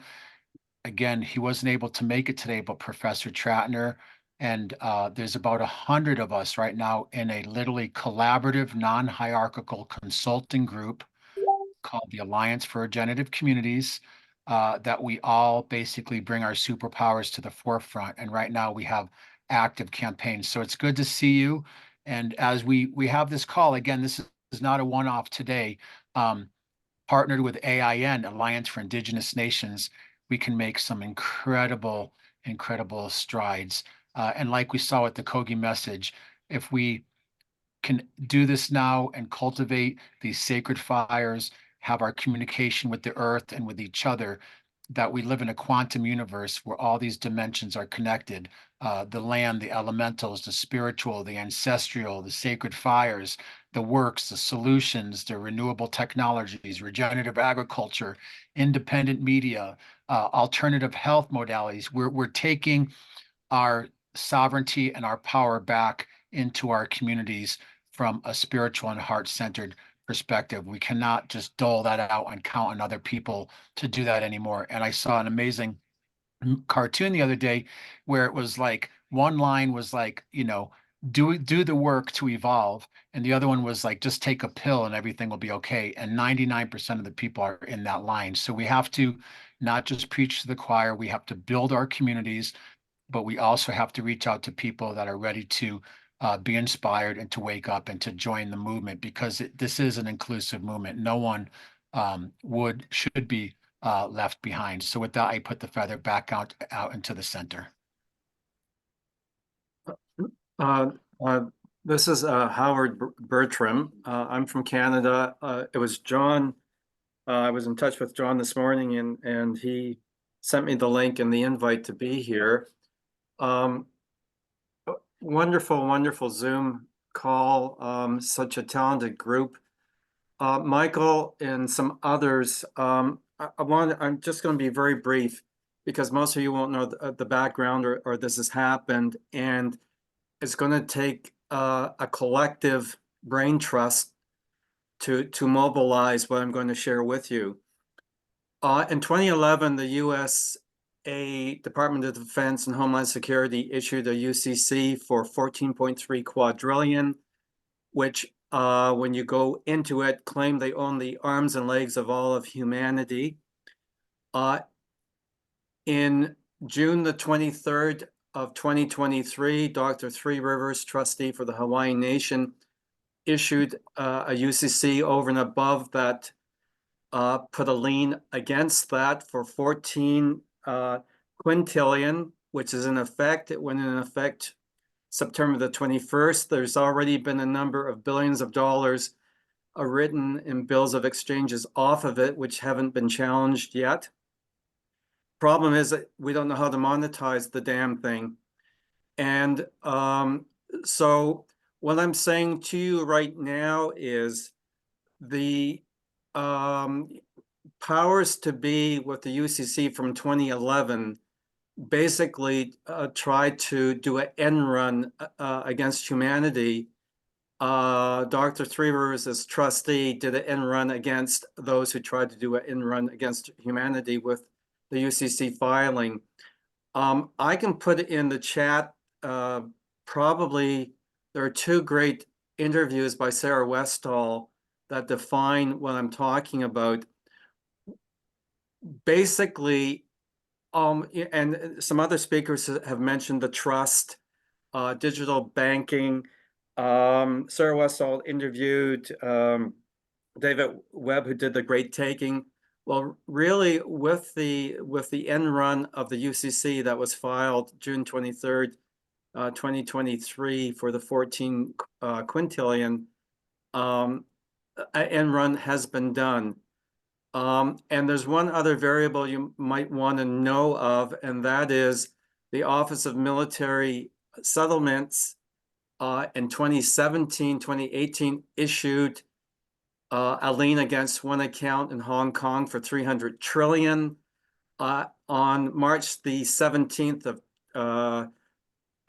March the 22nd of 2017, General Zeleny of that Office of Military Settlements presented to President Trump a check for $21 trillion to pay off the national debt. It was never done.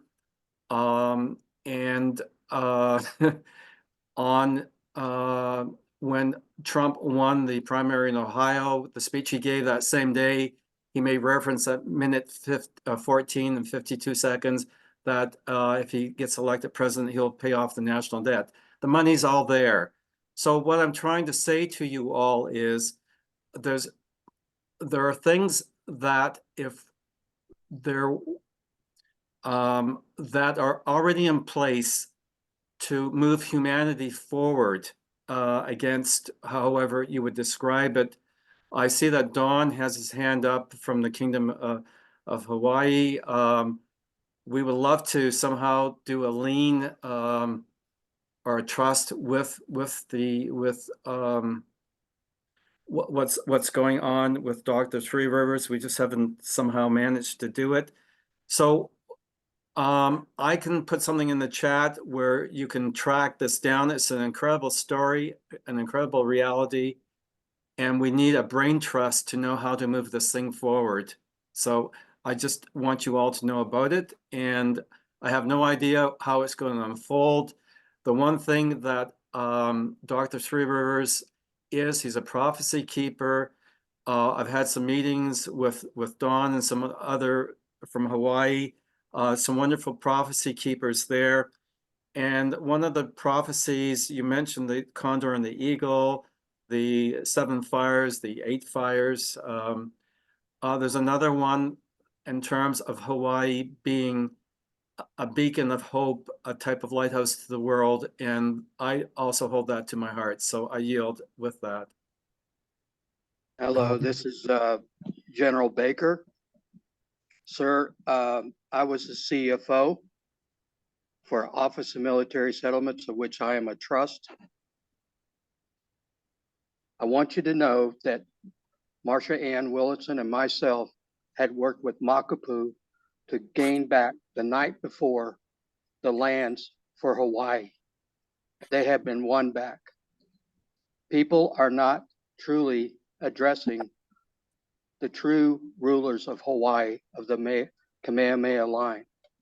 I've worked with many indigenous cultures. I'm with the Squamish right now. And also that there is a true bill of indictment, of which Donald Trump is the last one on the indictment. Donald Trump never saw the 21 trillion. He was told about it, but I tried to deliver it to the White House through the Pentagon. And our military is in default. That has been proven by Rod Class, Private Attorney General and he's already spoken with the JAGs. So we have a corrupt military that was instigated through Obama administration. There's a lot of things that needs to be spoken of in private. I am constantly working 24/7 to get things accomplished, and we are going to accomplish it, to settle the debts.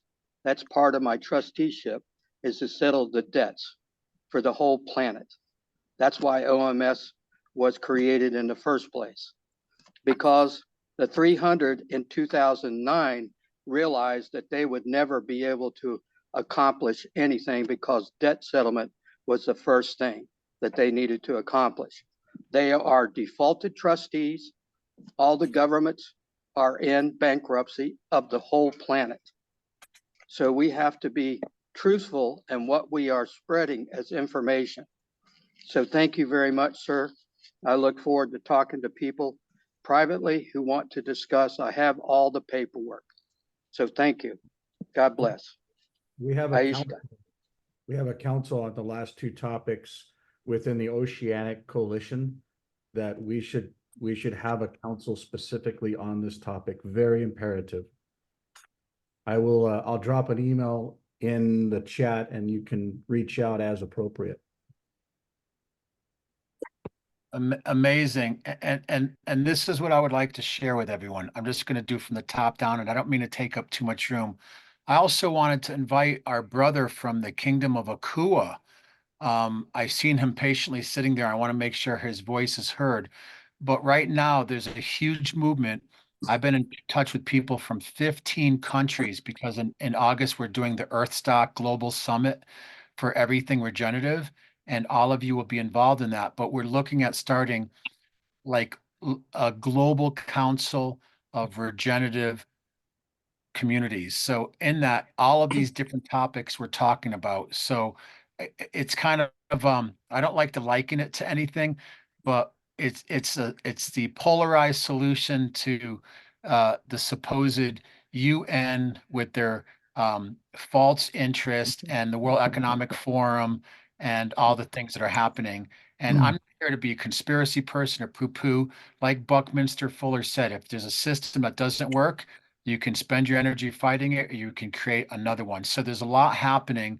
And I just will pass the feather back, but I do want to invite our brother from the Kingdom of Akua to be heard. Hey, aloha, Mike. Aloha, Kako.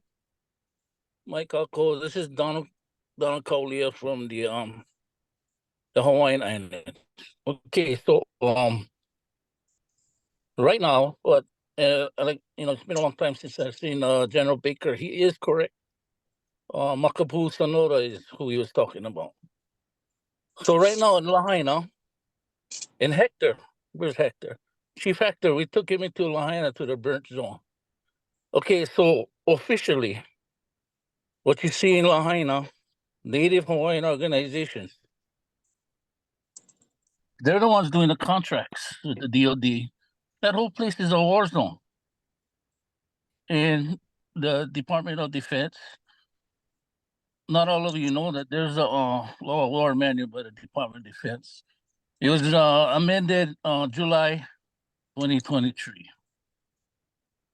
Okay, so we're boots on the ground. We're digital.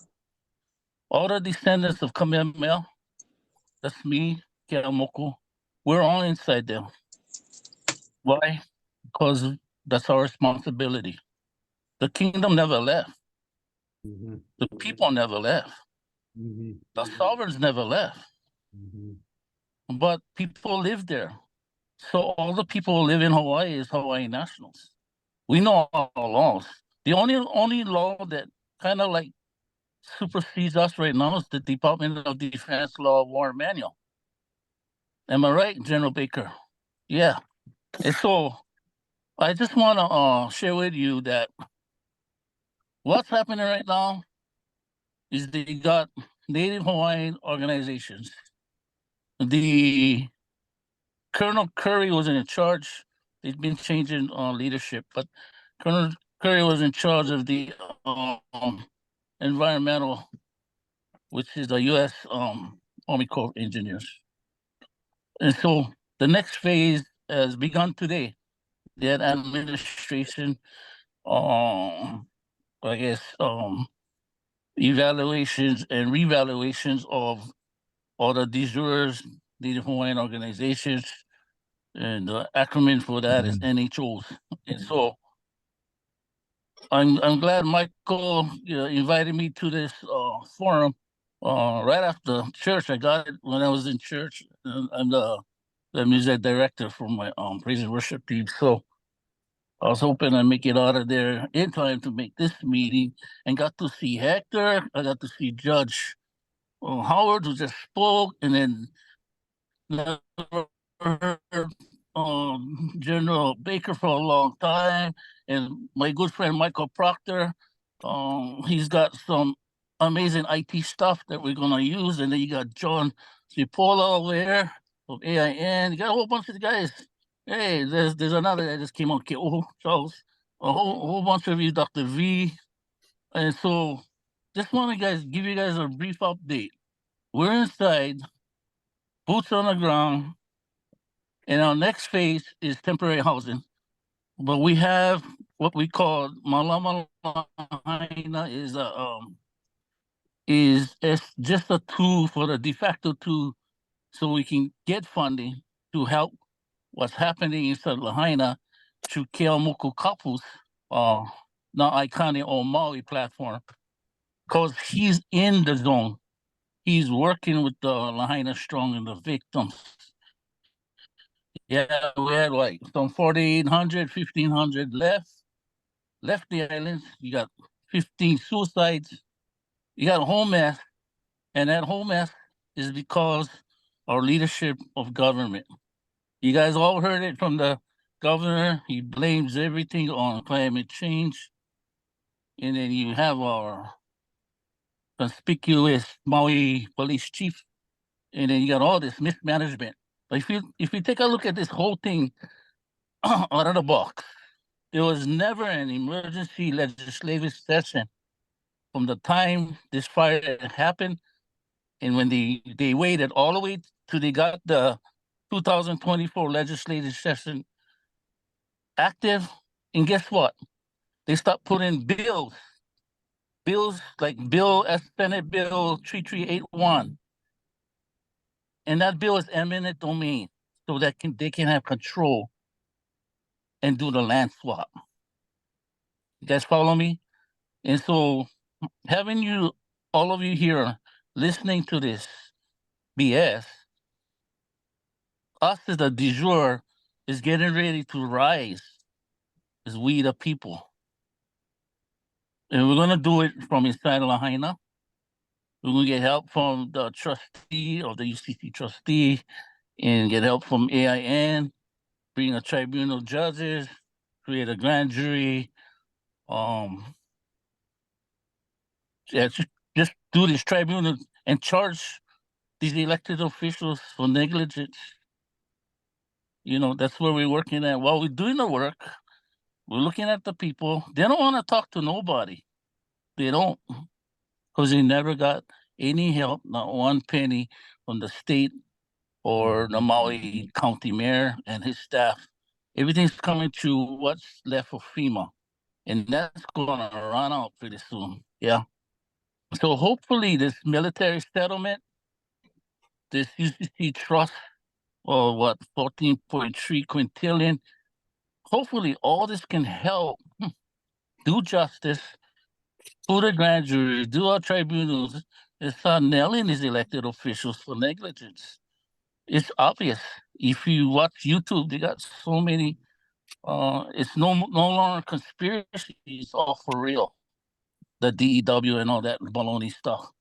But as I speak, we're working with our people in Lahaina that needs help. We're working on a trust fund to get them a card, ATM card, loaded up with $5,000 or maybe 10 grand. Yeah. I just got a call this morning from the Crown Prince of Dubai. I had an email from the Crown Prince of Saudi. And so they said, how can we help? I just emailed back money. Yeah. So I got malamalahina.org in there. But, you know, just to back it up a little bit, we don't have funds. But guess what? The DOD Law Warrant Manual identifies us as the host culture, the host authority. That's why all of these jurors, we're getting them all certified. OSHA, you got this HAZWOPER. These things cost like about 10 grand just to get certified. But they waived it all, get all the Hawaiians and those who live there, Hawaiian nationals, certified. So we up to 60. We hope to get 150 certified cultural authorities with Keamoku Kapo as the lead. He's actually a Konohiki. We're already making plans to reinstate Lahaina as the capital of the Hawaiian Kingdom. We exist, and the whole world knows about us. The hokule at the same time is going around the world, especially it's been around the world about maybe 10 years ago, but their mission now is within the Pacific Rim for the next 3 years to promote not climate change, to promote each nation that they hit to take care of their island, their land, air, land, and sea. Yeah. So I just wanted to share that. I'm always in Lahaina. Today was a special day. It's the first Sunday of the month, so I promised my church to be in church today. But yeah, I just wanted to kind of like give you guys an idea of what's happening. We're working on these tiny homes. The issue right now, the state has like 300 homes. They can't do jack beans because they have their rules and policies of 6-month permitting, architecture, engineering stamps. That's all BS. We operate under emergency conditions.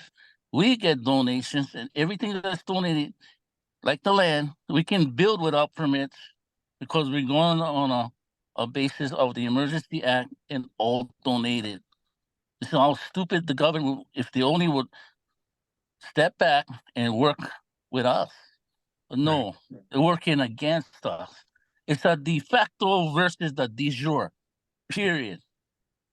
Okay, so Thank you. Mahalo. So- And all right. wow, Yeah. very powerful. I mean, I wish we could do this all day. I just want to say today is an initiation Yeah. point.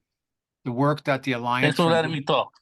Oh, absolutely. We're greatly honored. Thank you. I'm just a switchboard person plugging things in, trying to connect. And this is just our first meeting. The fact that we have the Palenque gathering in 2 weeks and we're going to do our next meeting. I already emailed the link and put it into the chat on Saturday, April 20th. We're going to continue to grow. Our next call will be 100, 200, 300. We're going to continue to all stoke the sacred fire. I want to acknowledge he's had his hand up for a while. I see Ken Hatchero hasn't had an opportunity to speak. And I do want to say, I know these calls can be exhausting. I put the email up. I want to feature other people in the next broadcast we do in April, but I want to acknowledge Ken for just being patient and participating. Welcome. Your mic's off.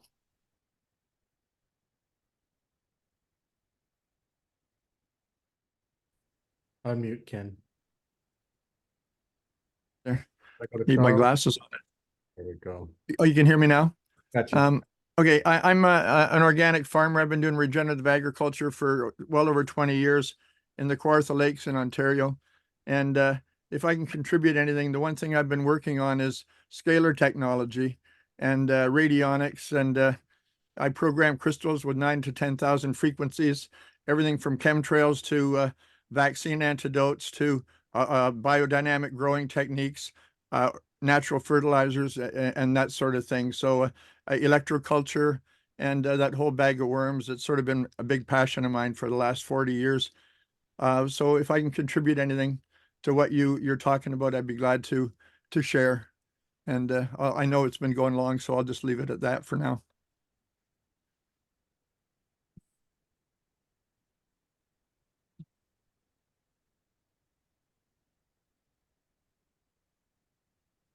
Is Michael back?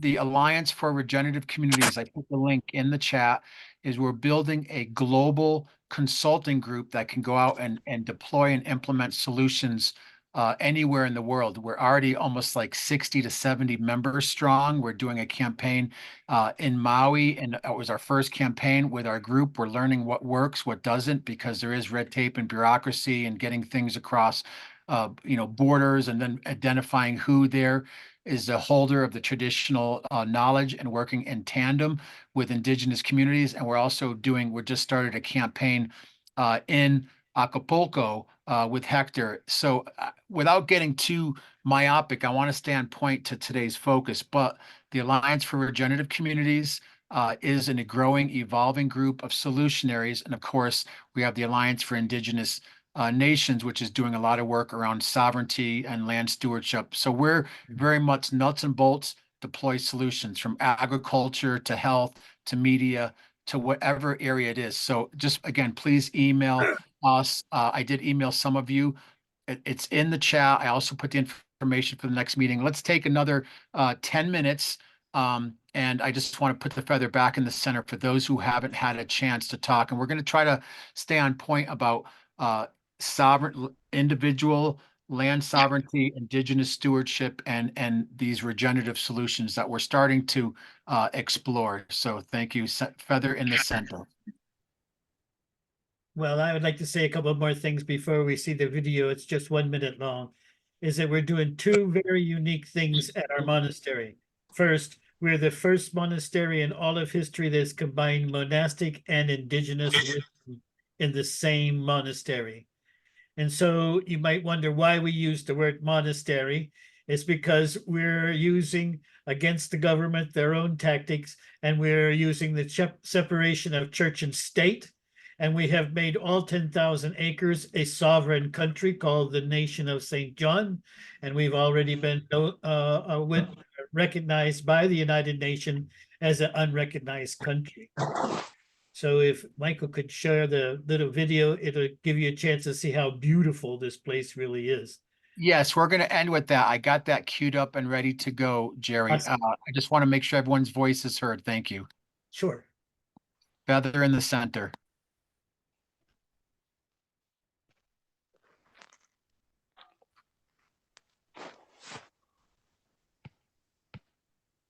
Any last thoughts, comments? And again, we're going to continue this meeting. We don't have to, again, put the elephant through the door in one day. I do want to acknowledge, I'm looking at the chat. I see Joshua, and I just want to acknowledge you from the Swetexit Nation. Do you have anything you would like to share or any thoughts?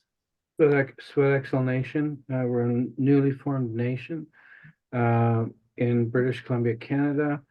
Because of the things that are happening, we've worked for 3 years towards garnering lands and other things. I just want to say that I'm very thankful to be on this meeting because even the people that we are working with, we have a coherent group, a coherent society of people, and especially with the call of the Children of the Rainbow Worldwide, I just am very excited that we can gather together because we all have so many ways of growing, using new technology. And I appreciate this group because we've been wanting to connect with other nations that are doing very much the same thing. So thank you very much, Michael, for having this.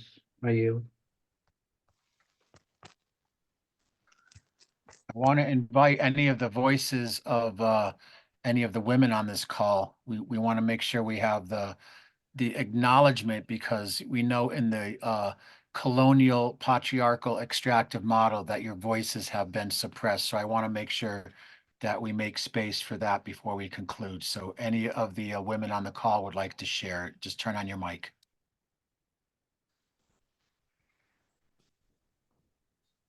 I see. This is Marcia. I appreciate all of the heartfelt speaking that came today, and the opportunity to look and take it to the Great Spirit for the wisdom to come through for us to mend the circle and to bring the prophecies to life and to be the walking peacemakers that we've come to be. So thank you all for joining us today.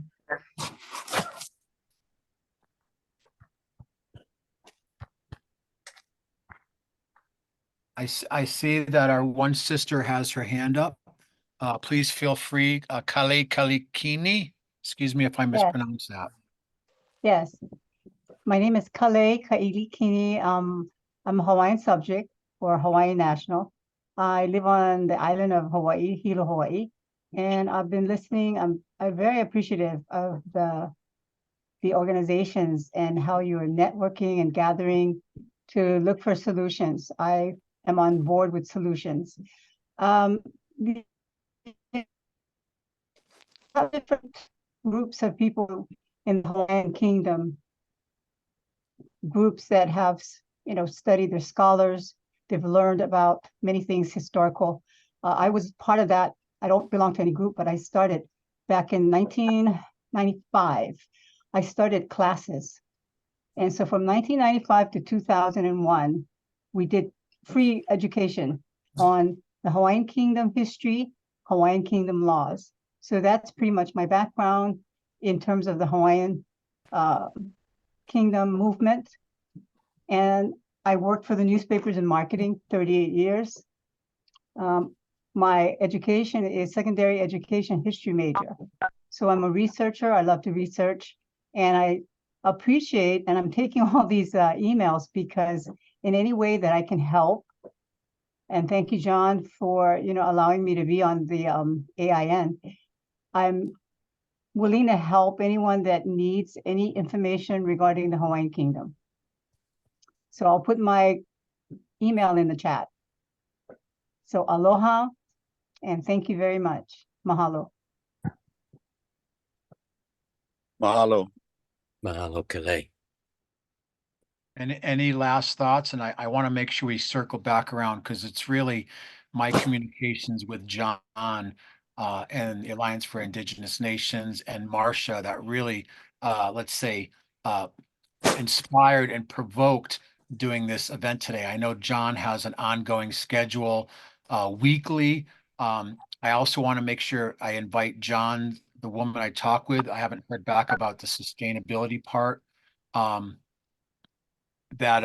Please invite her to reach out to Alliance for Regen, because if we can work in tandem with our different parts of the wheel, we can really continue to make progress. I know there's a lot of people that are switchboarding a lot of things, and sometimes it's a tsunami of information. But like our one sister said, with organization and coherence and taking the baby steps to move forward, we can.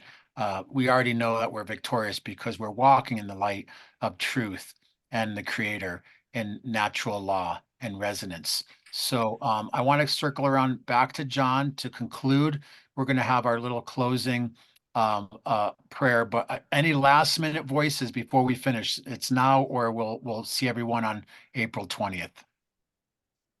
Handshake, Mark. Did someone want to say something there? I saw your hand was up. Yeah. No, I thought someone. Why don't you go, Mark, and then we'll go over to Charles K. briefly. Thank you. Great, thank you. That's what I hear. Okay, so very simply, I'm a member of AIN. I just want to let everybody know that I'm working with a gentleman who is a member of one of our groups that deals with government grants for Indigenous communities. he's very focused on that and very passionate about that. We embrace technology, inventions, and different things like that. And he's very well connected. I work with a few other people in our group regarding that, but I'm the contact to this gentleman, and then I work with other people to, smooth it out and go further in our communications down our connections. We started something, I believe it was last fall, on a number of projects. I'll be really brief, and we hope to see some success regarding that in a couple of months. Secondly, be advised that he can take one of your projects and package it with an existing grant that's already in the making or has already been proven successful. Like he can piggyback on those. So it's very promising. I just want to leave you with that. You can reach me through John, or I'll leave my email in the chat. I've reached out to a couple of people who do have some interesting inventions, and I love what you're doing, Michael, with your entire program. It's just beautiful. I'm so grateful to be part of this. Thank you. Thank you so much. And just to add to that, the person who helped develop the touch screen years ago with Steve Jobs just created a new technology based on sound that he's using for regenerative agriculture. So again, we want to try to get people into these hubs, and anything around regenerative solutions and building these bridges is important. So I want to call on our brother Charlie Kay, who's been very patiently waiting. Welcome, Charlie. Aloha mai, Charles Keoho, Maui, Hawaii. My family also lost their home in Lahaina. It's a son of a gun to try and drive through there and see that every time I go into Lahaina. But also we have a company called Clear Dot Homes that was started specifically for Lahaina and for other areas as well, for housing that could be with SIP panels and very simply put up, that'll be fireproof, can withstand hurricane winds without issue, and can be stood up. And once the foundation is set up and all the infrastructure is set up, it can literally be stood up in about 2 days at most, 4 days at the outset, maybe. At any rate, Lahaina, I think Donald said it very, very clearly, is that the county, state haven't done anything. FEMA, something a little bit, but it's now 6 months plus out from the burn, the August burn, and Hawaiian stood up. He mentioned about Keomoku Kapu.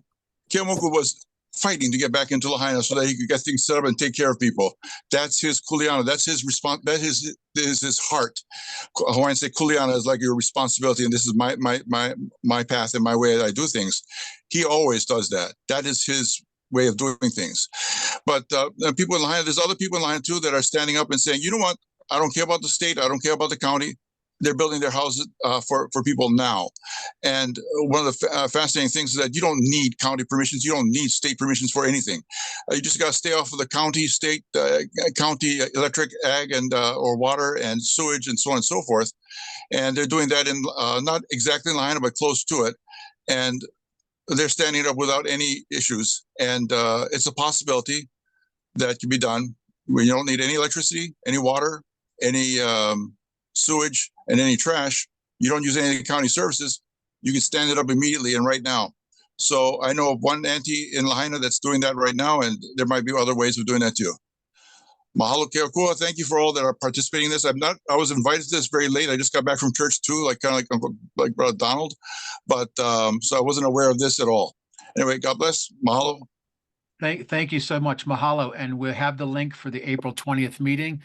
2 more people, and then we're going to end with our, I want to make sure that John and whoever is representing the Alliance for Indigenous Nations, which is a huge spearhead of this movement. We want to recognize them as so to do our closing.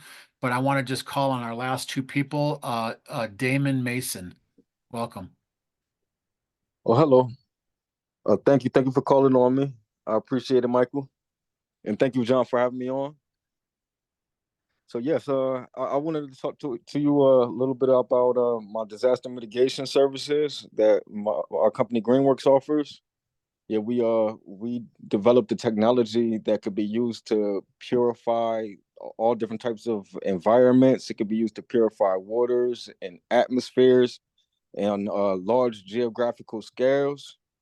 And we developed. We started using the technology to we used the technology to correct magnetic fields first in human beings, and we learned the properties of this technology, and we started applying it to water, and then we started applying the technology to disasters, and we had some flawless, amazing results in regards to reducing hurricanes, eliminating hurricanes, and in hurricane paths. We're able to dissolve seismic activity in certain locations and reduce seismic activity in certain areas. In the process of reducing seismic activity in certain areas, we were able to shut down a volcano on one of our missions, and also we were able to remove. We were able to use the same technology to help remove oil spill that was seeking off of the California shore in LA. But yes, we're actually in the process of acquiring some government contracts and starting a disaster prevention trust. We've been on over 30 different missions, and yeah, we're looking for more work right now, and we're looking to engage with world leaders. And yeah, the technology has some amazing potential in regards of environmental and in regards of human health. And we've been told that this technology can literally change the way that people work and live. Thank you so much for bringing these practical regenerative solutions. I will say I just sent you a direct message with my email. Let's stay in touch because we just got called by from Texas. There's the largest wildfire ever in U.S. history there that's decimating the livestock industry and the homes and the environment. We Yes. had communication with people who want to deploy stuff there. So I don't want to get too much into the regenerative solution stuff. That Yes. was I wanted to make the connection today. Actually, in regard to the wildfire, we could reduce the low pressure systems that keep the wildfires going. Let's continue a dialogue. I sent you the link, and I don't want to take up too much of the space, but thank you for that because we have to mobilize all the solutions. And with that, we're going to call on Sean, and then we'll come back around and finish with John. And if the chief is still here for our closing prayer, to once again just recognize the leadership roles, the traditional, ecological, and knowledge that our Indigenous leaders and communities have that is so crucial at this time of change. So I want to call on Sean, please. So welcome, Sean. Thank you. Absolutely. Give thanks, everyone. Thanks for having me. Just want to follow up with Damon and what he's saying. I've had an opportunity to explore and talk and deal with him on that, and we're actively right now utilizing my network to source out some of those same government grants that Mark so eloquently spoke about early on, to facilitate getting that technology into the Indigenous community and seeing how best we can alleviate and mitigate some of the different problems that are there, from water to land contamination and high pressures and dark energies. So yes, I would second that with Mark, and with Damon, just to say that we're already working together with that also. So I would encourage anyone who has interest to join the team, and let's see how far we can take this, because it is a important technology that is also Indigenous honed, in the sense of it being hand down from Indigenous aspects and Indigenous technologies and metaphysics. I want to tell a quick little story on forget his name, the guy with the video that we're going to run at the end there, when he speaks about Gary, yes, about the rivers and how important that is, and why there is that aspect of all Indigenous people having some sort of excursion and visit to these rivers. It's a very important reason why we know that is really what they call the El Dorado. And when you had mentioned, someone had mentioned about the Taino also. One of the languages that comes out of that is Arawak language. And in certain aspects of the Caribbean, in Trinidad example, there's a place that is indigenously named Tacarigua, Tunapuna, where there's a river. Understanding that everyone from the country has a pilgrimage that they go to this river and have an excursion, spend the day, cook, do whatever the case may be, from an ingrained, unknown tribal ritual that was the crowning of a chief. And this was how we crowned a chief in indigenous times, was in the river, where he would be covered all in gold. And everyone from the different tribes would come from all over the island and deposit precious gems and stone into that river. And the chief to be crowned would now enter the water covered with gold and dust and then rise back up clean. And that was the crowning process.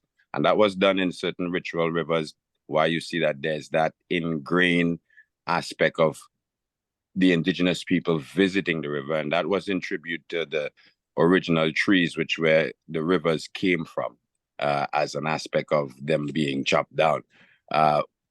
Understanding that also, we want to understand in even claiming our land rights and in claiming all the things we're going to claim. Sometimes we play 1 foot in, 1 foot out. And most times now we have to play either all foot in or all foot out. What we have to understand is that we've been lost at sea, which is our soul is lost at sea, which is the Holy See, which is the Vatican See, which is where your soul print is held. So first, God gave us dominion over the sea, the land, and the air, and that's our jurisdiction. If we're going to make land claims, we just cannot have jurisdiction over the land. We have to have full categorized jurisdiction and opting out from all three, in the sense of the maritime law, which would be the law of contract, where you would have to have opted out of all contracts. Then we have equity law, which is the law of the land, which you would have to show your original land patent, and not your title, not your deed, not the address that's on file, not the lot number, but the original land patent that was that your land belonged to as a patented, handed down, cannot be sold grant before the invasion, when that was recorded at the post office under the land patent title. And also now the highest law of them all, and the highest jurisdiction, which is the jurisdiction of the heir, which is where you create heirs, which is the law of trust. And to have honor, you have to have trust. So in order to really be fully indigenous and fully sovereign and fully self-contained, we have to have dominion over those three domains. And then there is no law, no judge, no body on the planet that can now come and say they have jurisdiction. Sometimes when we try with land and we don't have jurisdiction over the air or over the sea, that's where they get us, because we have to have it complete as a full package and as a somebody who was here before any of these laws, and have full jurisdiction of the God-given right of dominion over the land, sea, and air. So that's what I really want to share. There's a lot more that we can go on, but we don't have the time. And I would like to end it there. And Sean, if you don't mind me asking, where are you calling from? You saw. I know a lot of my friends are Jamaican. They sound patois. I just want to acknowledge you and where you're coming from and what you bring to this circle. I'm calling from Toronto. I'm originally from American tribe that left here in 1812 and went to Trinidad. We were the freestone masons that built most of the structures, and also the soldiers that won the war, that burned down the White House and almost captured George Washington. And then the 4,000 soldiers left, went and built up certain villages in Trinidad, created a sovereign dollar that we traded with the Bank of Canada. And yeah, so I want to just add with that also, we need to, as a nation being indigenous, treaties are made between two foreign parties. That's the context of a treaty. It's not made with the original landowner. The original landowner either buys or sells the land. He does not create a treaty. So a treaty is formed between two foreign parties.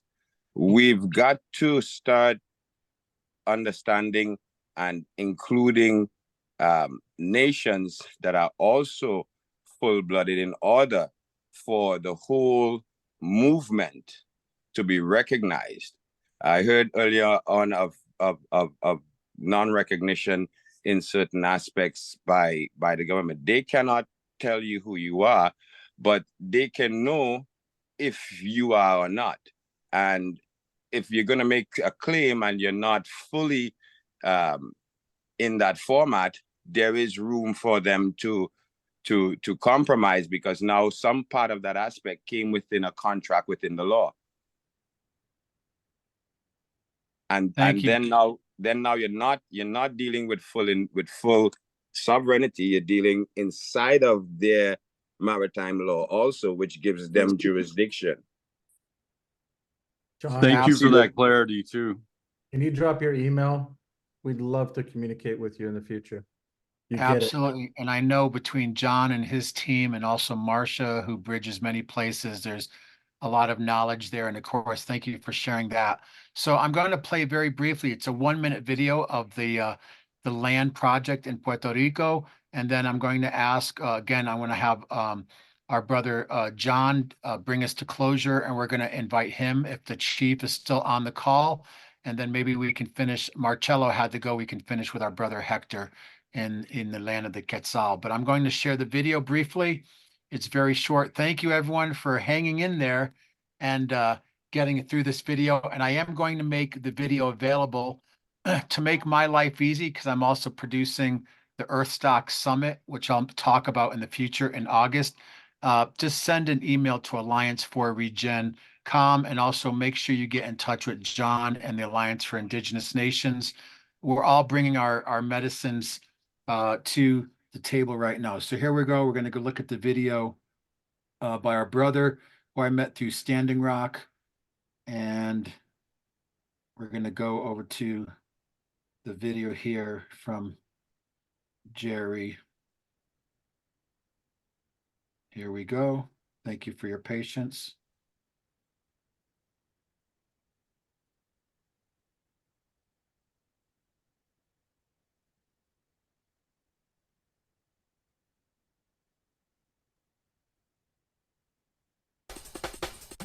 We enthusiastically welcome you to St. John the Baptist of Monastic and Indigenous Healing. This is home unquestionably to a profound quality of nature which fossils ancient spiritual energy dating back as far as 1200 AD. The traditions of that time regarded the Tanama River as the most sacred river in the Caribbean. Today you'll find the indigenous ceremony grounds and museum at the headwaters of the river, flowing through 19.2 kilometers of our property until it reaches the ocean. We embrace this gift to protect this land across 10,000 plus acres. The mission of the mystic monastery of St. John the Baptist is to prepare and equip future generations of light healers and saints. Our vision is to effectively and permanently raise the vibration of the human collective consciousness worldwide. The Mystic Monastery is located in Puerto Rico, the island of enchantment. For more information, visit us on the web at mysticmonasтерysjb.com.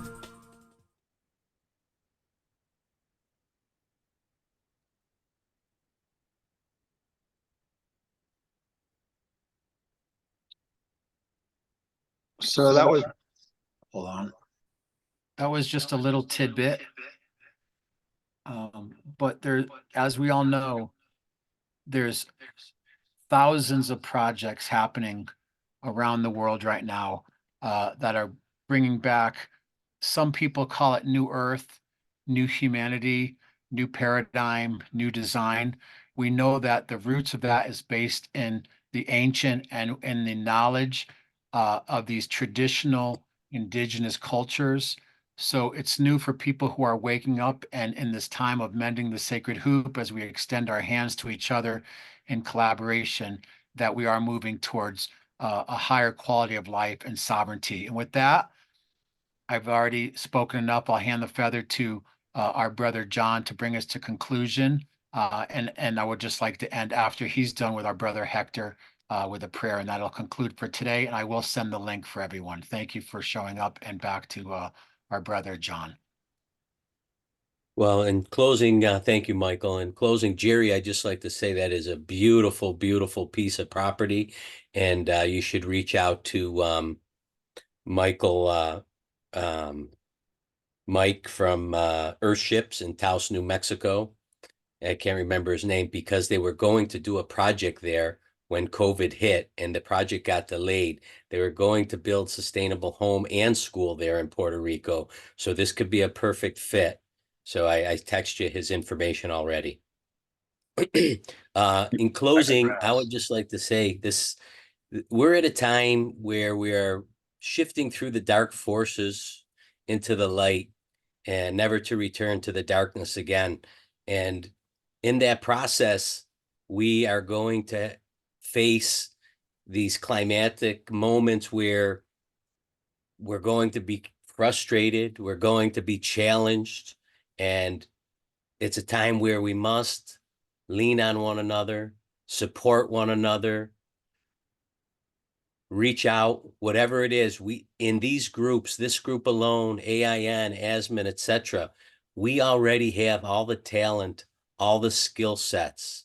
For example, we have doctors, lawyers, healers, midwives, retired military generals, grand chiefs, hereditary chiefs, clan mothers, architects, engineers, teachers. We already have it all. We must just join arms with one another, share the information, share the knowledge, share the wisdom, and we even have the money. We have people that have the money in the group too. So we have it all. Whether we can tap into the trust, whether we tap into the trust and all that is great. That's just added. But we have everything that we need already. We do not need to wait for anything. We just need to take action and keep taking action. And that's my motto. Don't wait for anything, and keep on keeping on. With that, I'm going to ask our clan mother, Dr. Sabina, if she could close in prayer. Unless, Mike, you want to bring one more person on to say something before we or Joshua, whoever's prepared to close in prayer. I would say this, if Hector doesn't mind, let's end with the voice of the feminine. I think that's a great suggestion, and we'll just close for today. Is that okay, Hector? Okay, Awesome. he's passing. So to you, John, and to the grandmothers. Dr. Sabina, are you available to close with one of your beautiful prayers? Well, thank you for the honor. I'm just going to do something a little different. If I may call upon all of the feminine, all of the women on the call to join with your voice, actually, not just my voice, but all of you, just to basically say in gratitude to Great Spirit. And if we can all come together so that it is the feminine, it is the female, it is the women who are all on this call can speak up together. I invite you, Kalai, and who else, Marcia, all of you, whoever you are, wherever you are, to please join with me for a very simple prayer of words of gratitude, of tremendous appreciation for all that is in place, that this is our time. This is a prophecy that we are fulfilling. This is our time for the golden age, and we are now opening that doorway completely. And so, Kalai and whoever else, please join with me. I'm Barbara. And Barbara, please. Oh, thank you. Hi, Mother. I pray for all the goodness to come through. Our energy is high. I pray for the children. They need our help. I pray for everybody that's on this Zoom tonight, and that we can keep going with the Zoom. Oh, Creator, you hear us, clan mothers, grandmothers. I pray for them and our ancestors.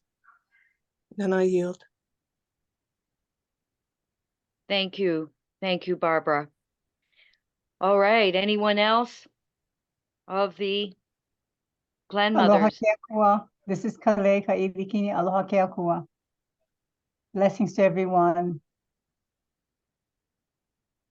And Nanu thank Kasikwe.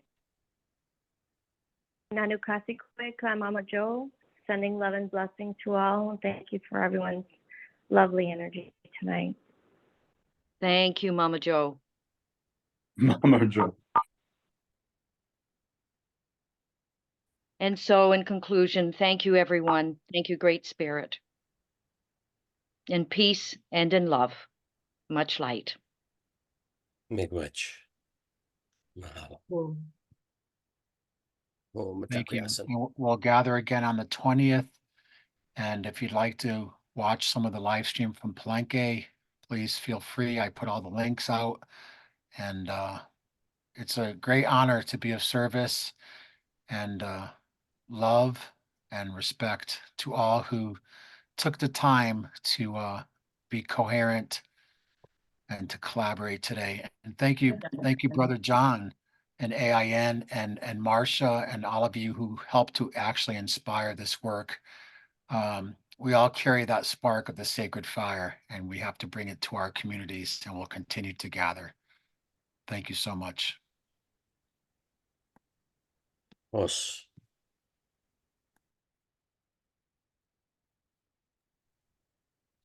Hector, I'd like to connect with you. Do you have a WhatsApp number you could put into the chat? Por favor. Yes, actually, Michael, can you help me with that? Sometimes I'm really slow with the technology. You can help me to give my WhatsApp to our brother and give me his one. And if you guys allow me, I would love to close with a sacred song from our elders from Baja California South. And again, our cultures, they're more close to the Dakota cultures more than the Mexicas. Awesome. Koroitena, koroitena, yuene Johanna. Koroitena, yuene Johanna. Están parados, no estén llorando, abran sus ojos. No pregonen tanto, Koroitena, Yuene Johanna. Ahatipi, everybody.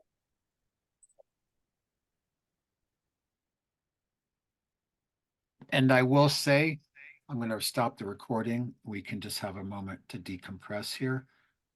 Since many people here use different platforms,